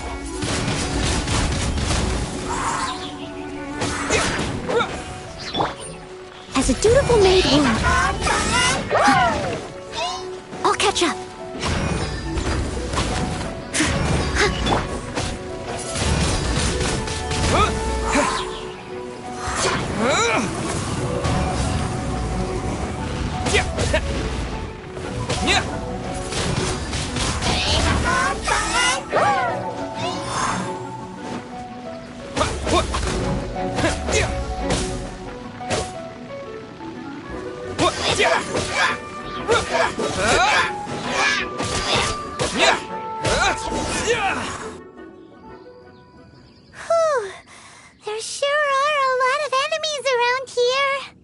The closer we get to the target, the more enemies there are. Fits the Abyss Order's style. Yeah, let's go! I'm not going any further. Huh? Why not? Is it because you're afraid of fluffy animals? It has nothing to do with wolves. It's because Boreas was an ancient god, yet he willingly became a servant of the Seven. I cannot possibly agree with his actions. I don't desire any interaction with him. Besides, you're the one people like. There's nothing special about gods anyway. It's just my opinion, but a word of advice. Always be on your guard when around gods. You shouldn't place too much trust in them. But at the same time, don't go too far in the opposite direction. Don't go trying to overthrow them or hunt them down, even if the god in question is your sworn enemy. Don't trust them and don't hunt them. That's some awkward advice. Does Dave... Lest I repeat the failings of my forebears, I will tell you one final fact. Huh? What fact? The destruction of the nation of Canria by the gods is the reason the Abyss Order now seeks to destroy the nations watched over by the Seven. Well, enough chit-chat. We should get back to business. I will go take care of the remaining Abyss Order members in the area. Try and keep your visit with Boreas brief. Afterward, let's meet at the entrance to Wolvendom. Up, there he goes. What a strange man. Yeah, that's true. You also keep your guard up against unfamiliar gods. At the Rite of Dissension in Liyue, your decision was very similar to what Dane would do.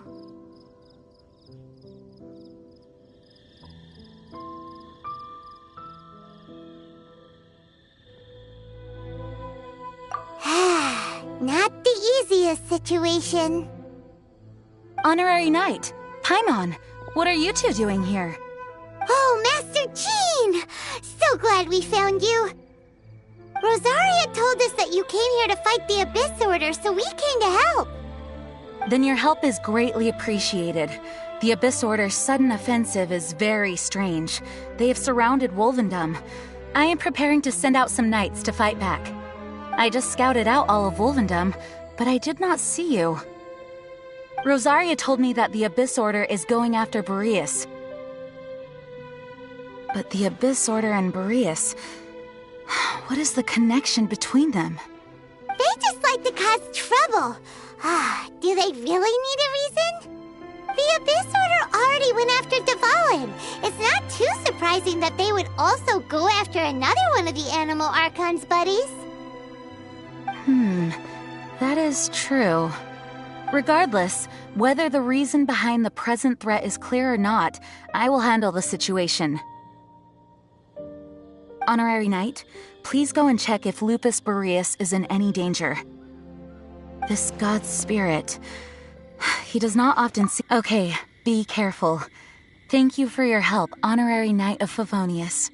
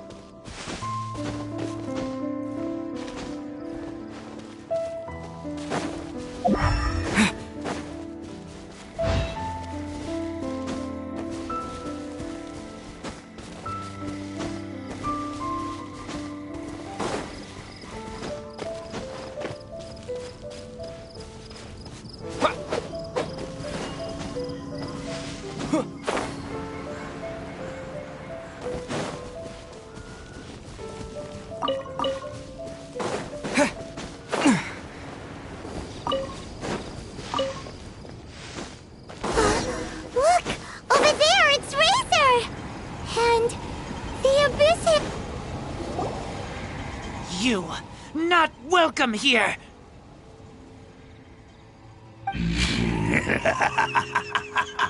So, the wolf's wretched spirit likes to raise wild pups now. You claim to be a guardian, yet your once sharp claws have clearly dulled since your days of godly glory. If you serve us, we can restore your divine powers you once held in the past. Lies. Lies.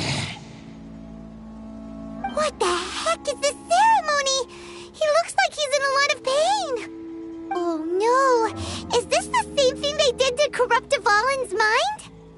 Wolves never surrender. But this can't go on. No matter how many times you resist us, your efforts are all in vain.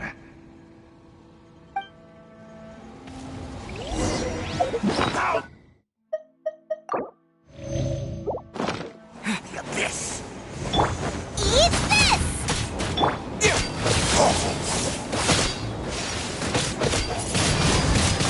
Windblade! It's a roar!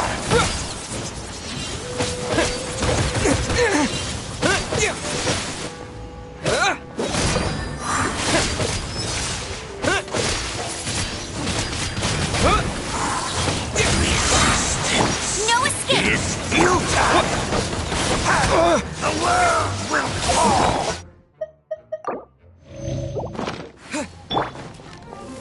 The end is nigh. Not so hard! Get him! Nice and spicy! All life will perish!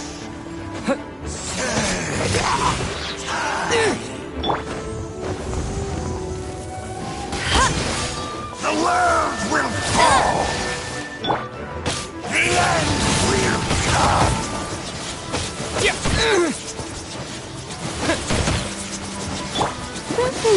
Booba, get them! The end is nigh!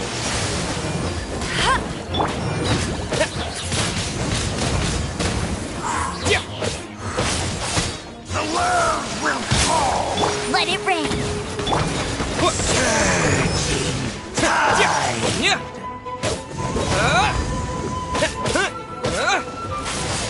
The world will fall! The end will...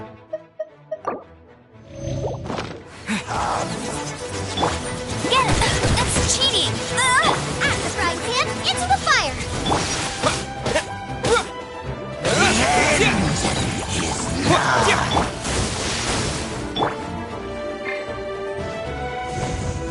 Booba, get them! The world will fall! Surging tide! Windblade! The world will fall! You'll pay for that!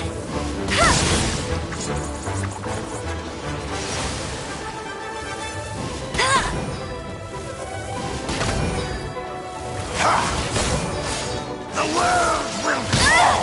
Must keep draining.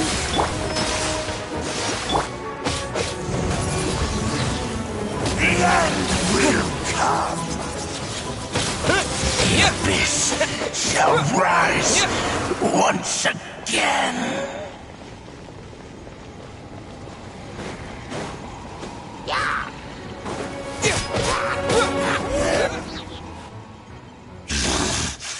The ceremony was interrupted. How fortunate for you. How does an old spirit have such determined will? No matter. This is but a small unforeseen variable. Our grand scheme will not be affected.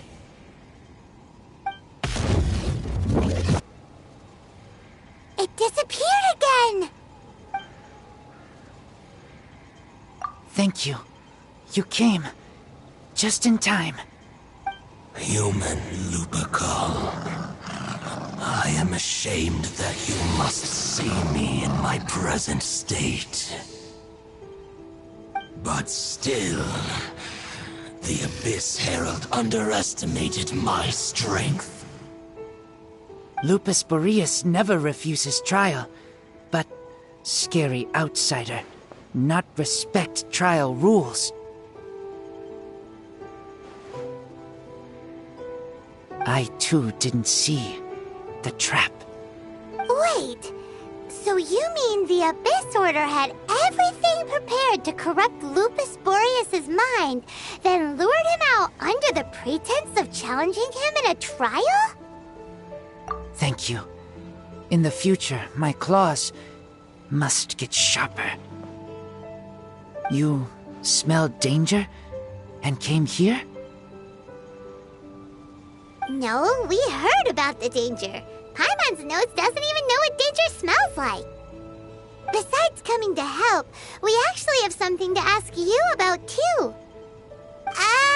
Excuse us, Mr. Wolfguard. Do you know anything about the first field tiller? I pay no heed to the contraptions of humans. I know not what this field tiller is. Though there was indeed one human-made machine that I can never forget. It entered into my proving ground by accident, and I mistook it for a challenger. But it could not think, only fight. It was designed as a pure killing machine from top to bottom.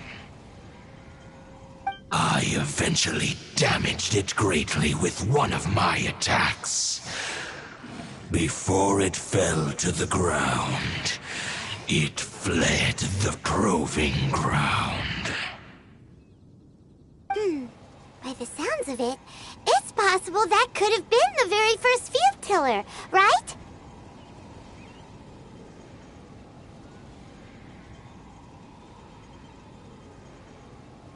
Yes, it could spin, leap high into the air, and even shoot fireballs. Although no match for a god, it was stronger than even many who wield visions. Fireballs? Hey, didn't we hear this somewhere else recently as well? Anyway, this pretty much proves that the first field tiller came to Mondstadt, doesn't it? It sounds like the first one was way stronger than the mass-produced ruin guards that came after. But in this story, it was damaged at the proving ground while fighting the Wolf of the North. Don't know, but did we help? Yes, you were a big help! Thanks! We need to keep investigating something super important. The Abyss Herald may have left, but the Abyss's forces are still attacking. You two be careful. Yes, I smell more danger. Bigger danger. You too, also be careful. Well, that was some good intel. Quick, let's go tell Dave.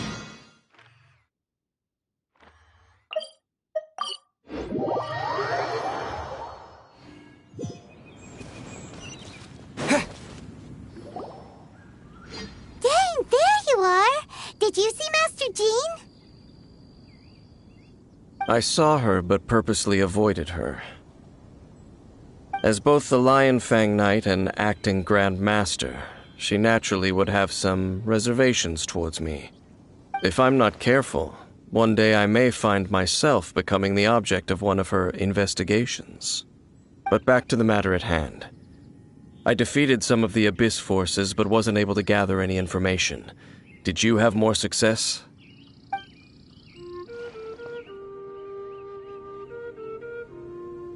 I see.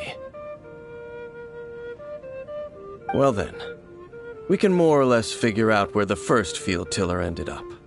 Huh? Really? Just this from the Lupus Boreas story?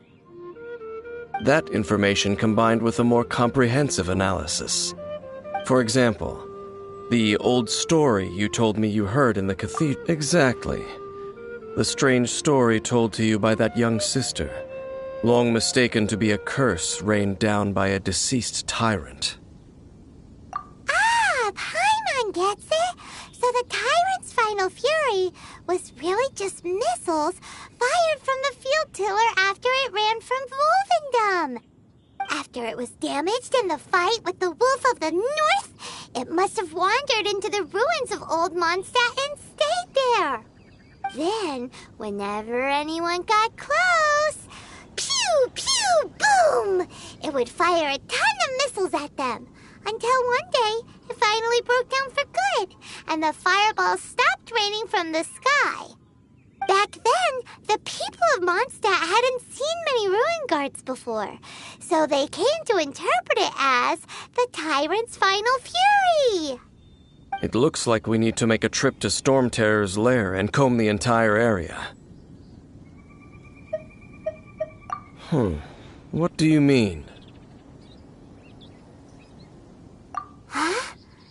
You mean... Oh, Paimon remembers too! We saw that abandoned ruin guard sitting atop the tower when we went there before. Can't forget something like that.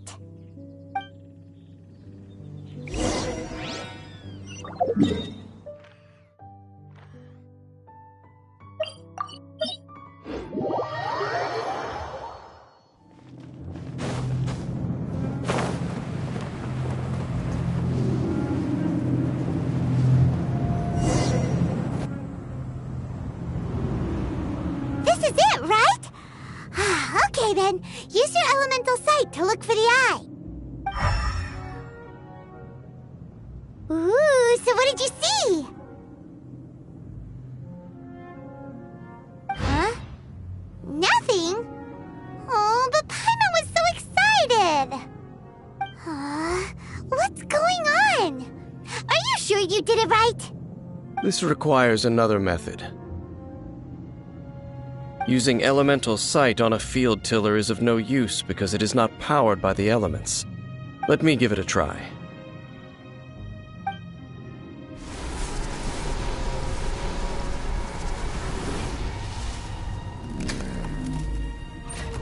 And done. Wow! It's the very thing the Abyss Herald has been seeking all along.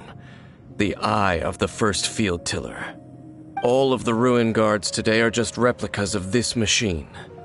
As the prototype, its combat capability was unrestricted. Prototype?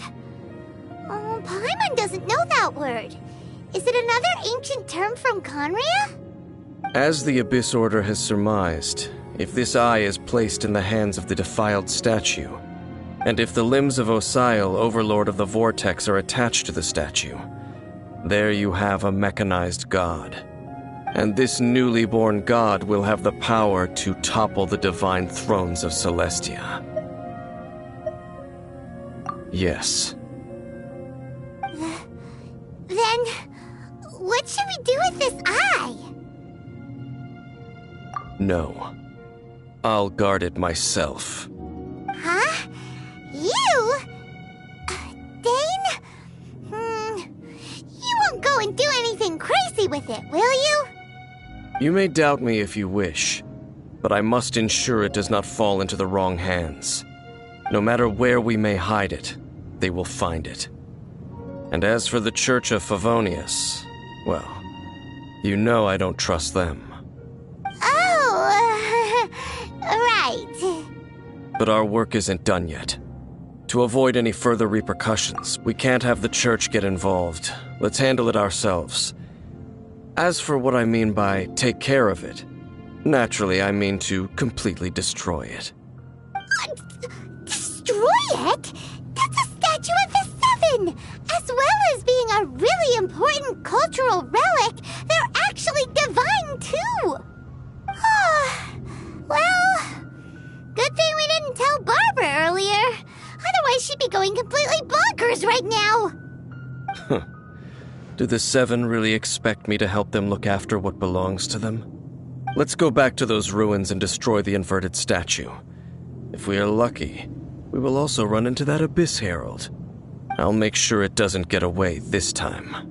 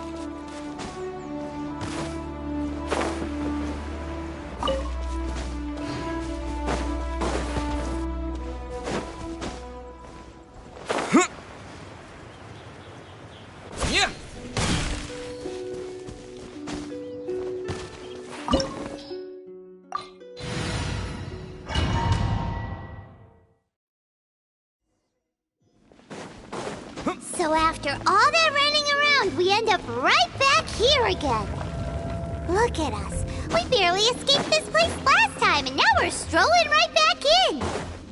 Gee, surely we must be some of the bravest adventurers in all of Teyvat. That or the stupidest. To get to that creepy statue, we just need to follow the path we used to escape last time. That should take us right to it. Yep, that'll work. Let's go, and remember to be on your guard.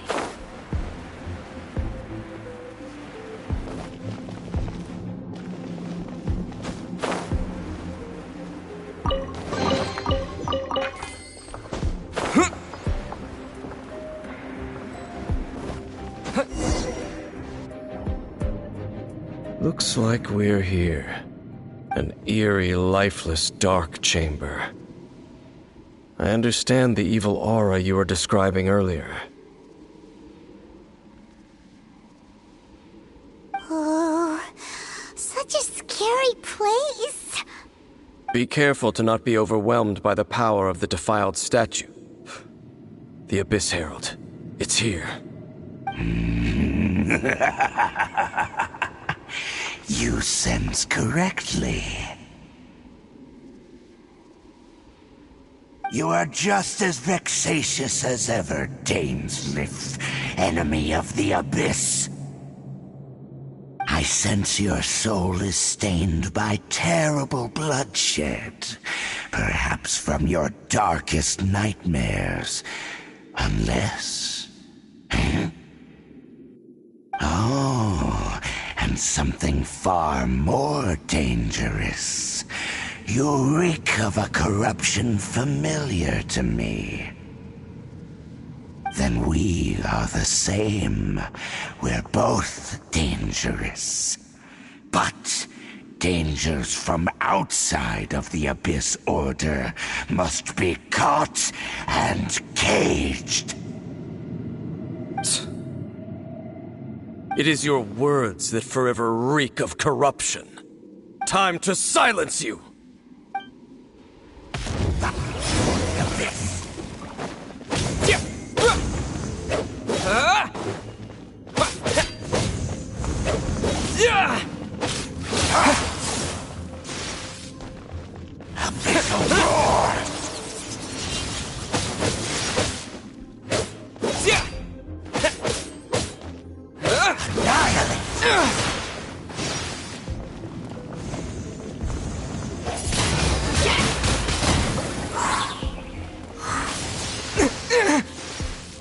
Disappear! Hey!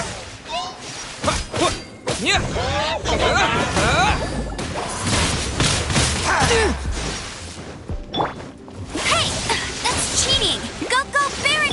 Boba, get them! It's a roar!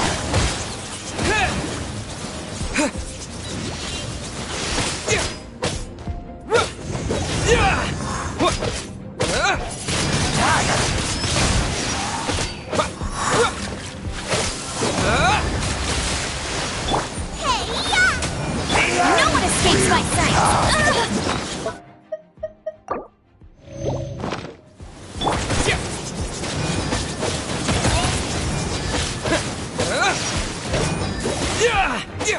The end is nigh.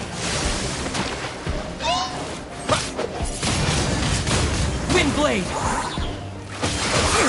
The world will fall. Not so hard! You'll pay for that! The end will come.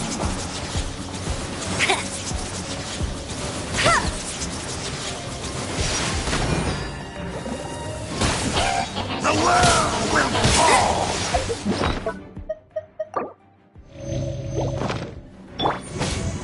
The end is nigh.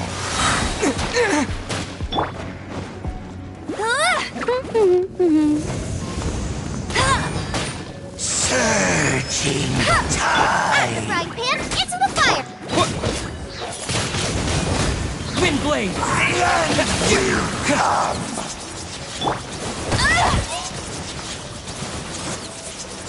Go, Baron! Boba, get them! The world will fall. The end is nigh. I'll never surrender!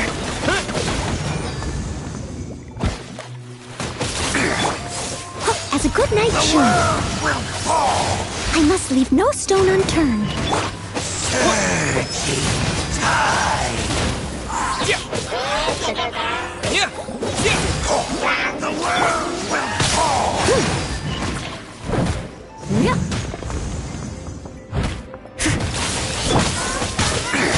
The world will fall. The end Steady as stone. is nigh. The abyss.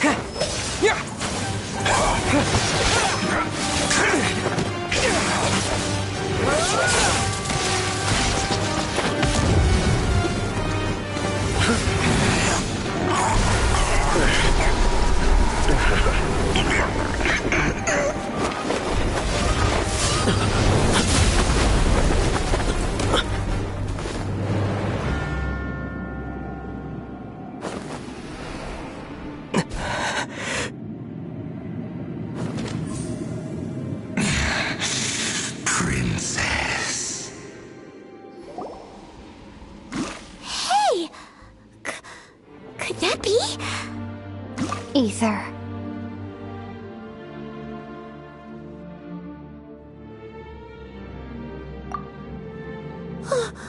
Wait!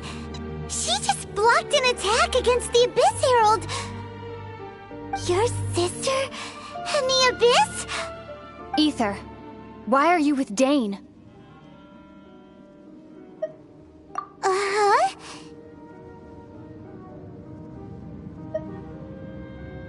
Your sister knows Dane?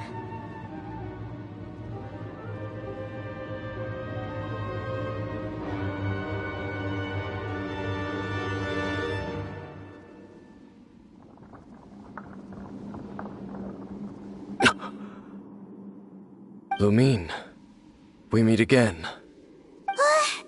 What's going on here? Dane knows her too? You shouldn't team up with this man. He is my enemy. Lumine.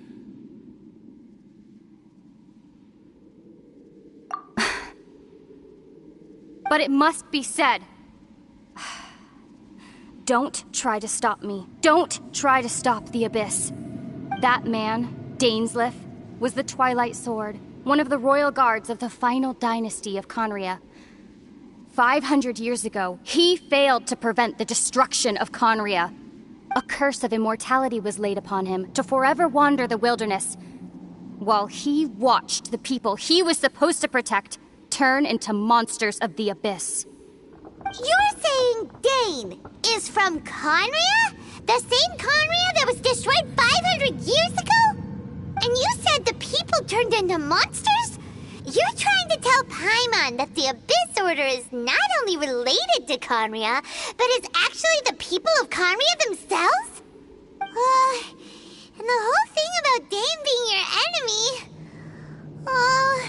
Paimon's so... Home. Yes, of course. Home is wherever we are together. But I cannot go with you to the next world to find a new home. At least, not yet. Until the Abyss has engulfed the thrones, my war with destiny will see no end. Listen to me, Ether. I have already traveled through this world once. Once you reach the end of your journey as I did, you will see for yourself the true nature of this world.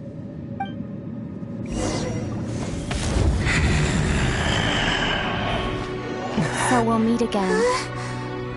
Though we need not rush, brother. I have more than enough time to wait for you.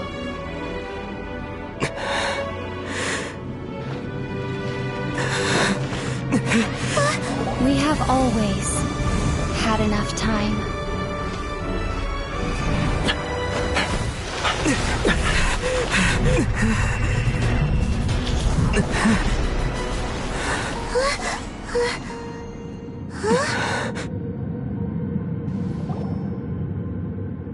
They left. Oh, don't be too sad. We'll find them again. Look on the bright side. At least we got some really useful information. Really? You sure? At least now, as well as the Seven, Dane is also a key part of finding your sibling too, right? That's right! By the way, what they said just now is all pretty Oh! Well then, let's go over it again.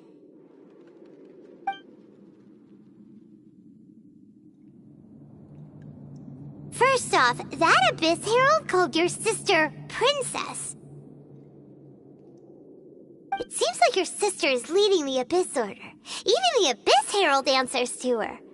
Still, we don't know for sure if she's the highest-ranking leader in the organization. Also, your sister said that she wants to engulf the thrones and go to war with destiny. What the heck does that mean?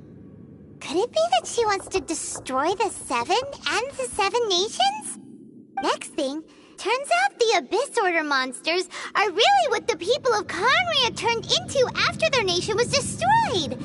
This story is just plain terrifying. And Dane is from Conria too. He witnessed its destruction 500 years ago. But he didn't turn into a monster. And now he's fighting the Abyss Order. So that's why your sister said that Dane is her enemy, right? But if the monsters of the Abyss are the same people that Dane protected all those years ago, then why is he enemies with the Abyss Order now? Also, how come, after all this time we spent searching for your sister, it turns out she's on the side of the Abyss? What's up with that? Yeah, you're right. Then, we can't let ourselves get down about it now. Our journey's not over yet. Let's get a move on. Time to leave this terrible dark place and get back to the surface where the sun shines bright. If your sister wants you to reach the end of your journey, well then, show her what you're made of. Come on, traveler, let's go.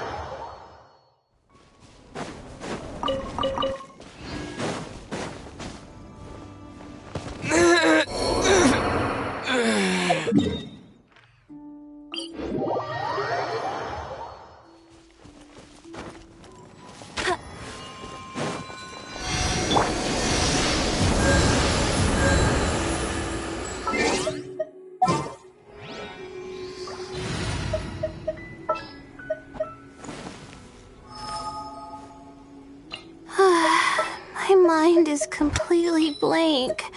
I need to get out and unwind. Oh, I'm looking forward to this.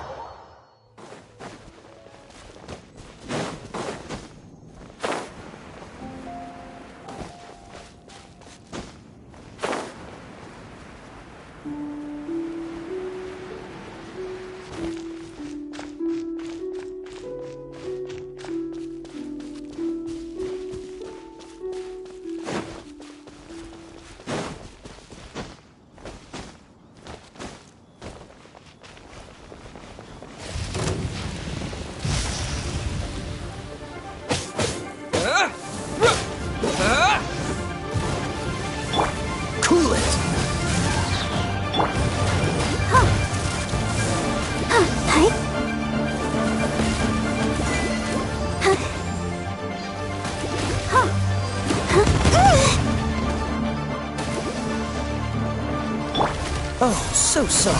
Dodge this! Wind blade!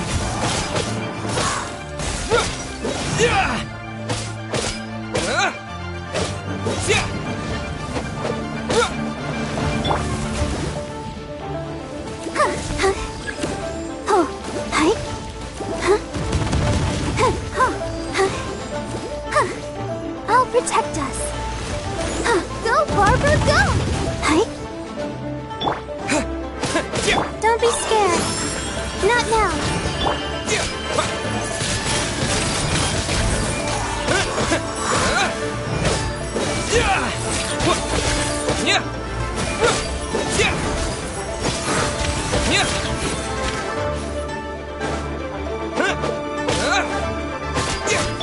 Freeze!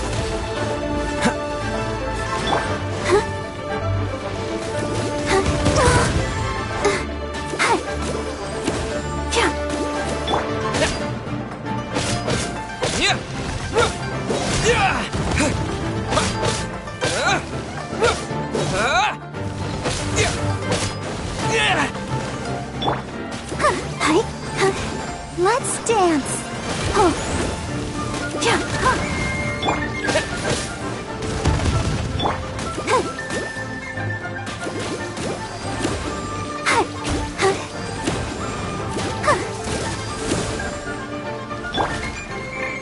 Cool it! The night is cold.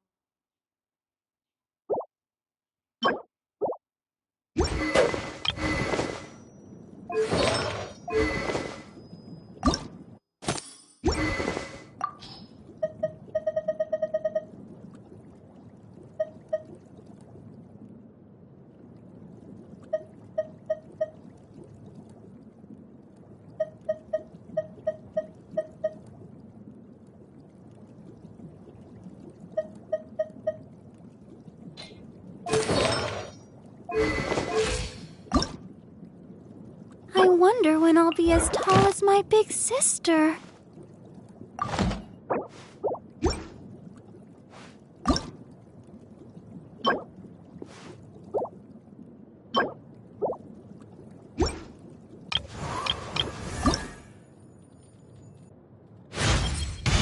You always seem to...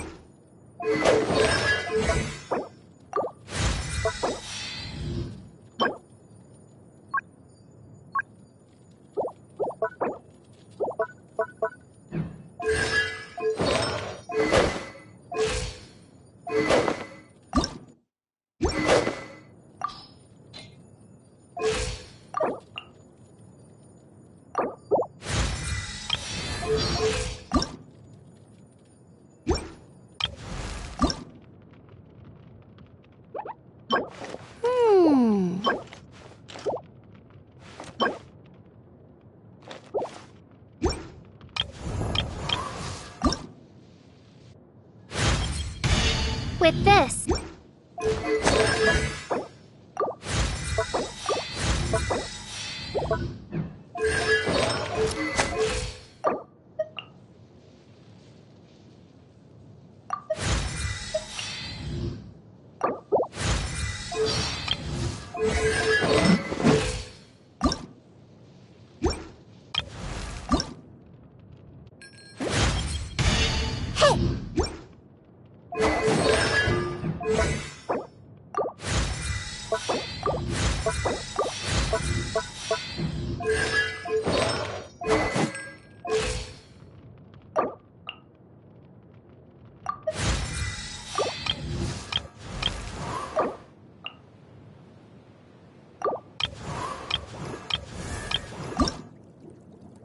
I wonder when I'll be as tall as...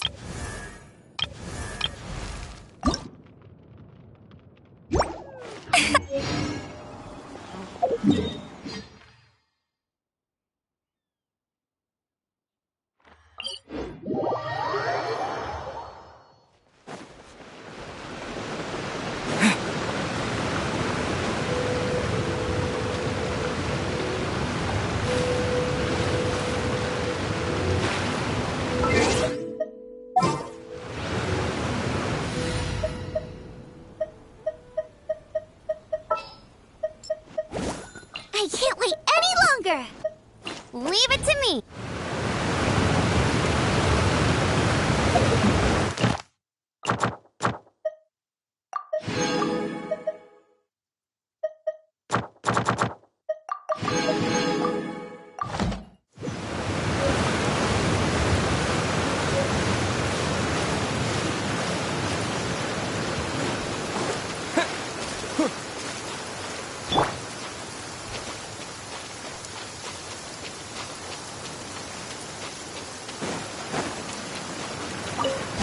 An assassin from our homeland, or a fool who trespasses upon the waters of Chingsa. Coveting the shapes of the living, pure water can take on many forms.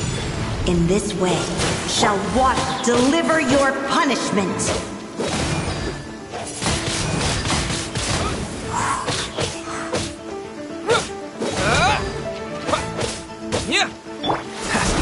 What's the coolant?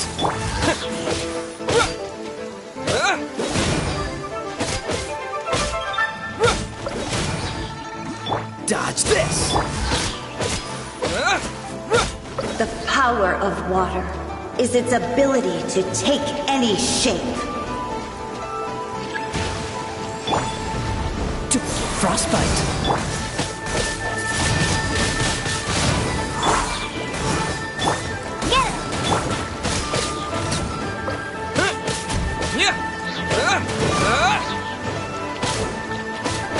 Without solid ground, terrestrial creatures become simply helpless.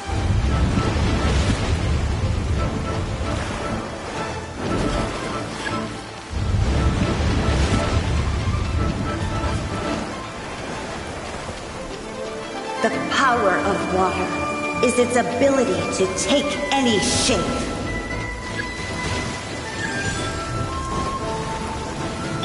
Freeze!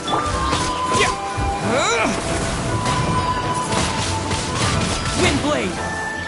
Cool it!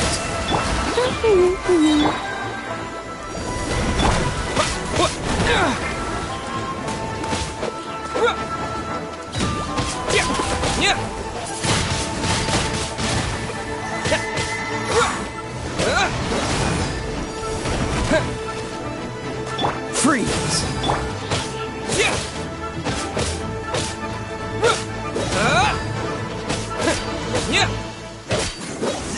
One who is ignorant of water's treasures fails also to comprehend its horrors.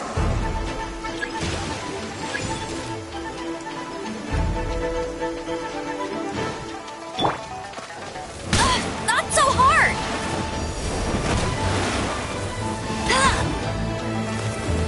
No one escapes my sight!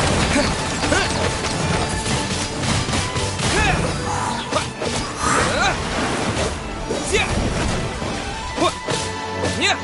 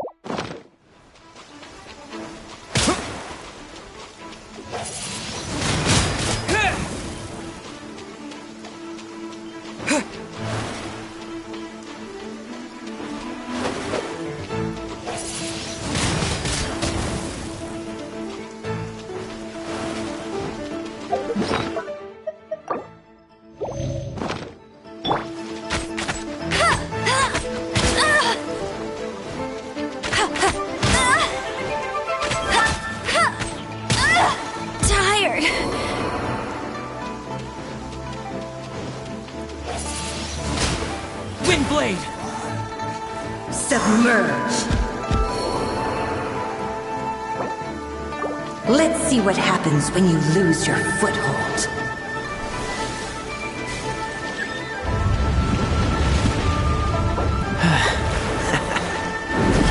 Don't push your luck.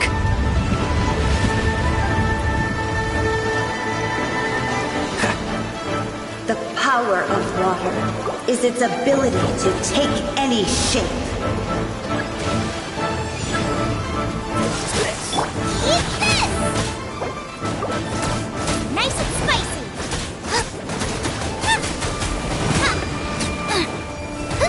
No! Did I ruin everything?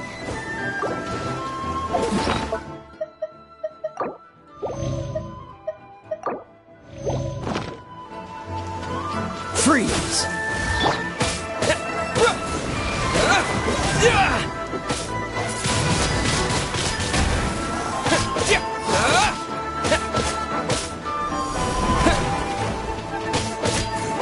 As long as rain falls and rivers flow, water will exist forever.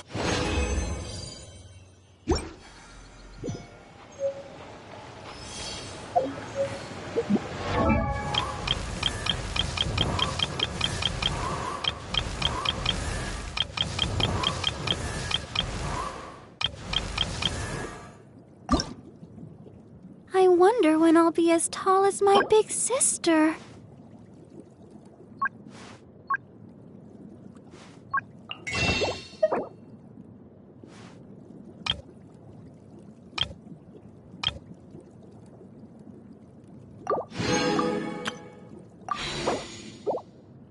La da da da.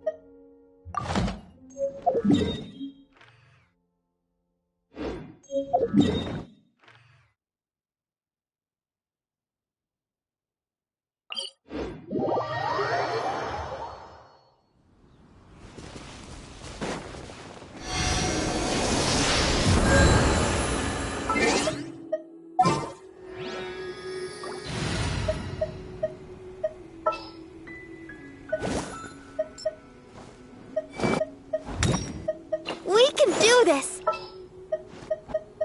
Oh, I'm looking forward to this. I applied for vacation. You remember too, right?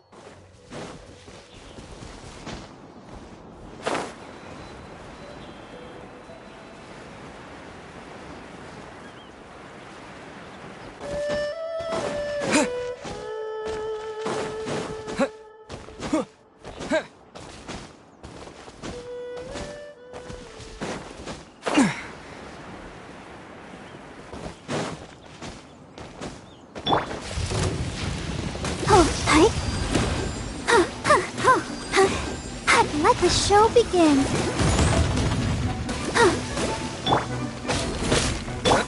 Oh, so sorry. Dodge this!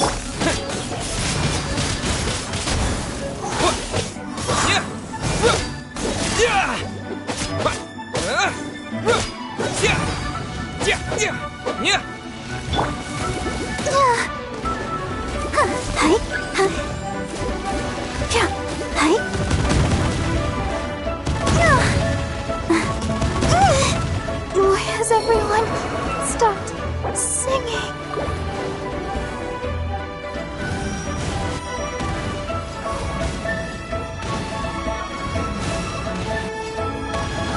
Stars, shine for me. My guiding stars.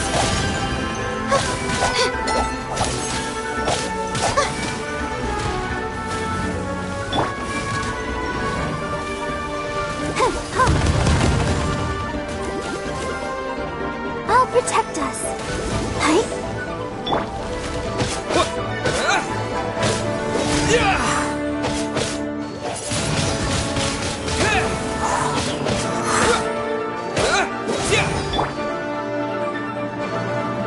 Cool it!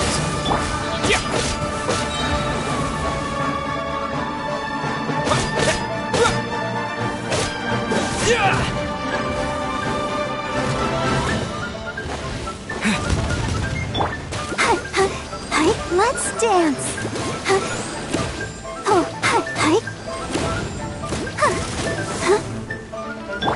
Dodge this!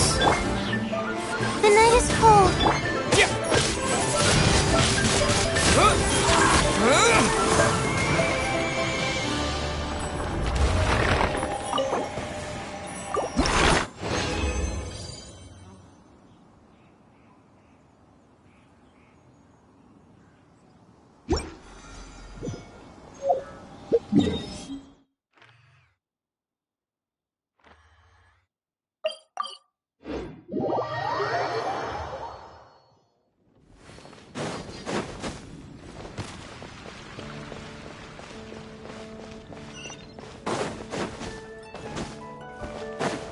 Add Astra.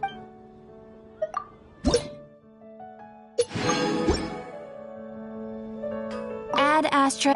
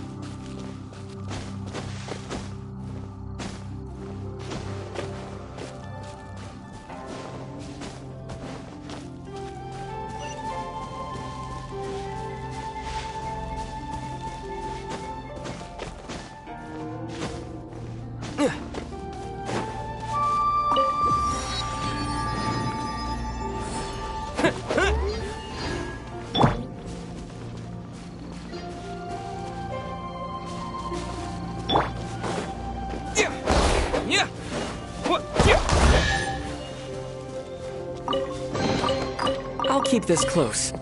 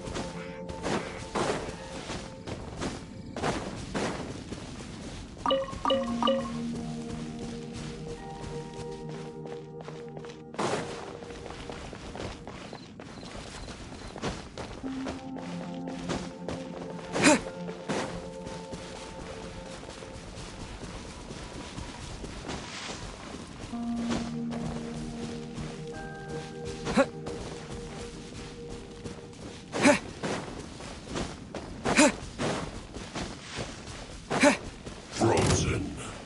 Crisp.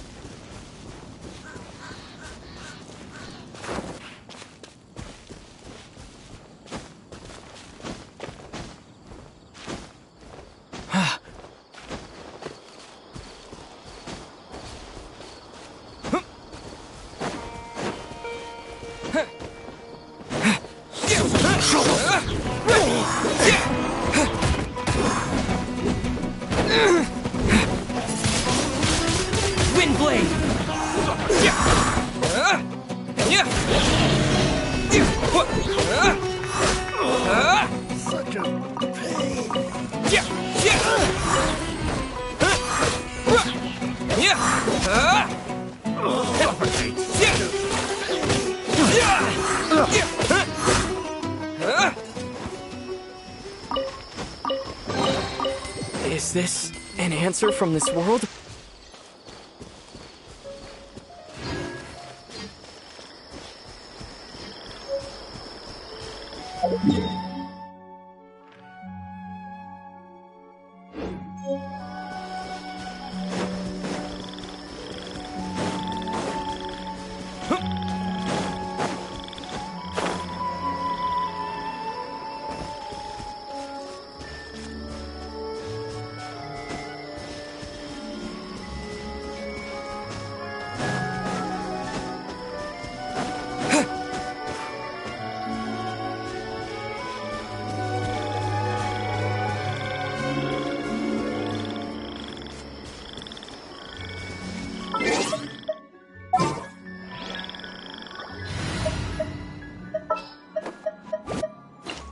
Amber, reporting. I can't wait any longer!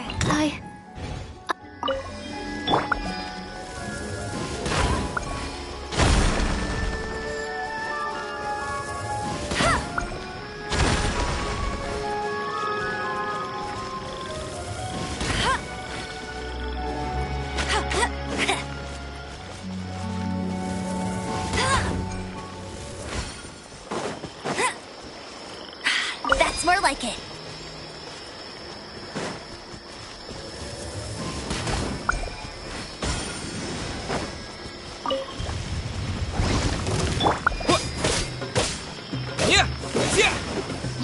With the wind!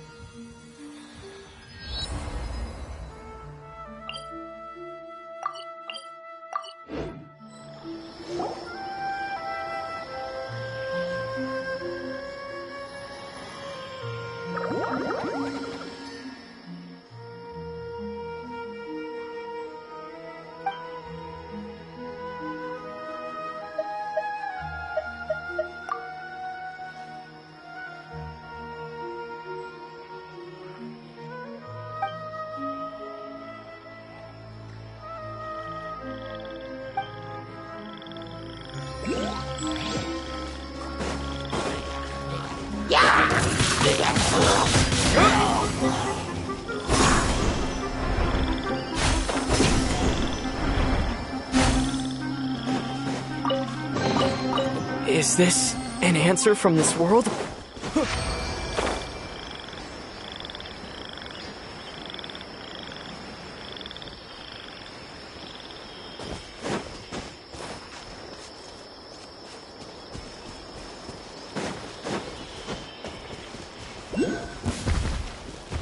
Pay your dues. Windblade!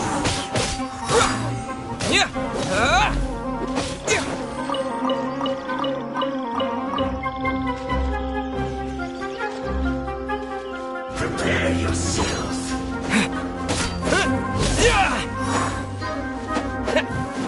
Leaving so soon.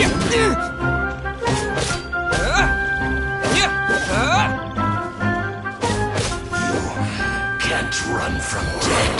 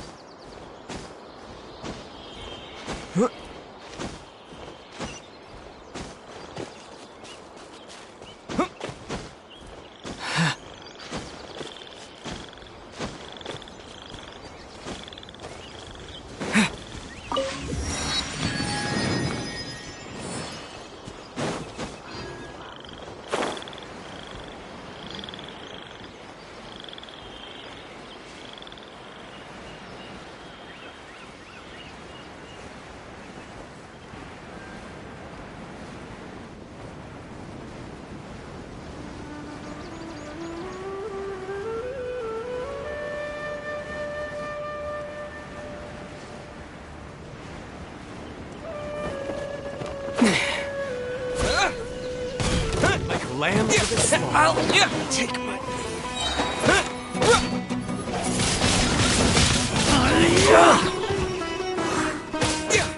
The jungle.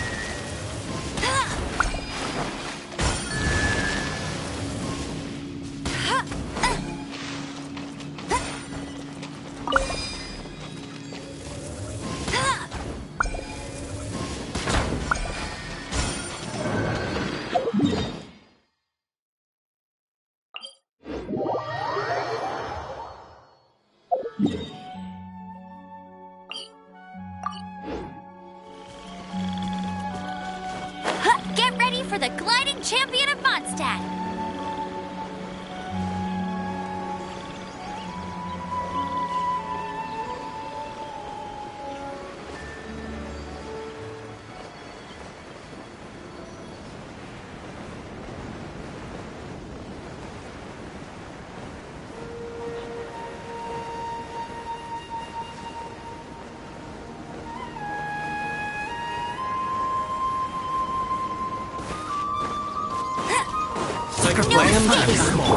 Swirl, Mark 2!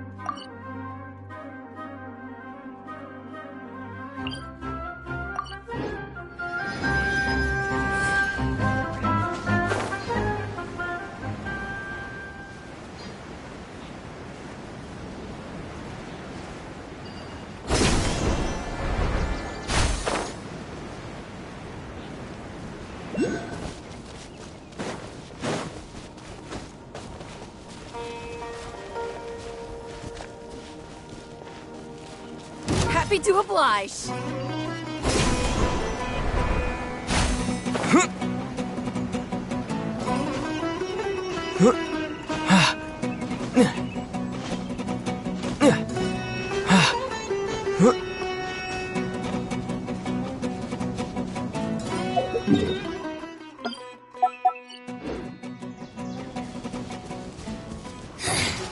The insolent shall be punished. Where are you?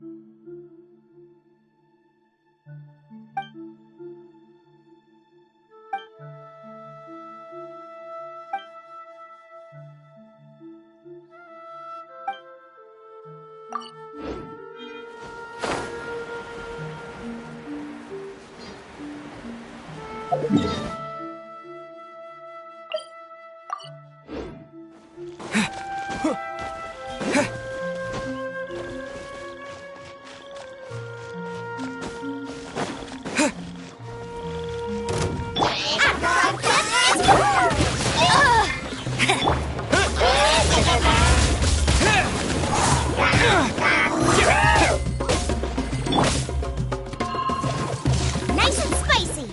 Get it!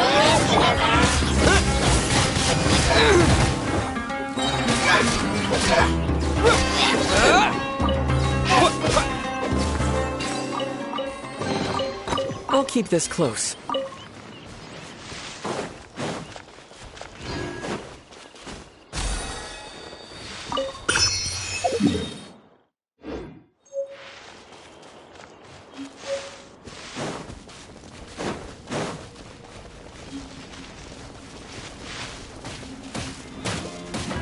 Disappear!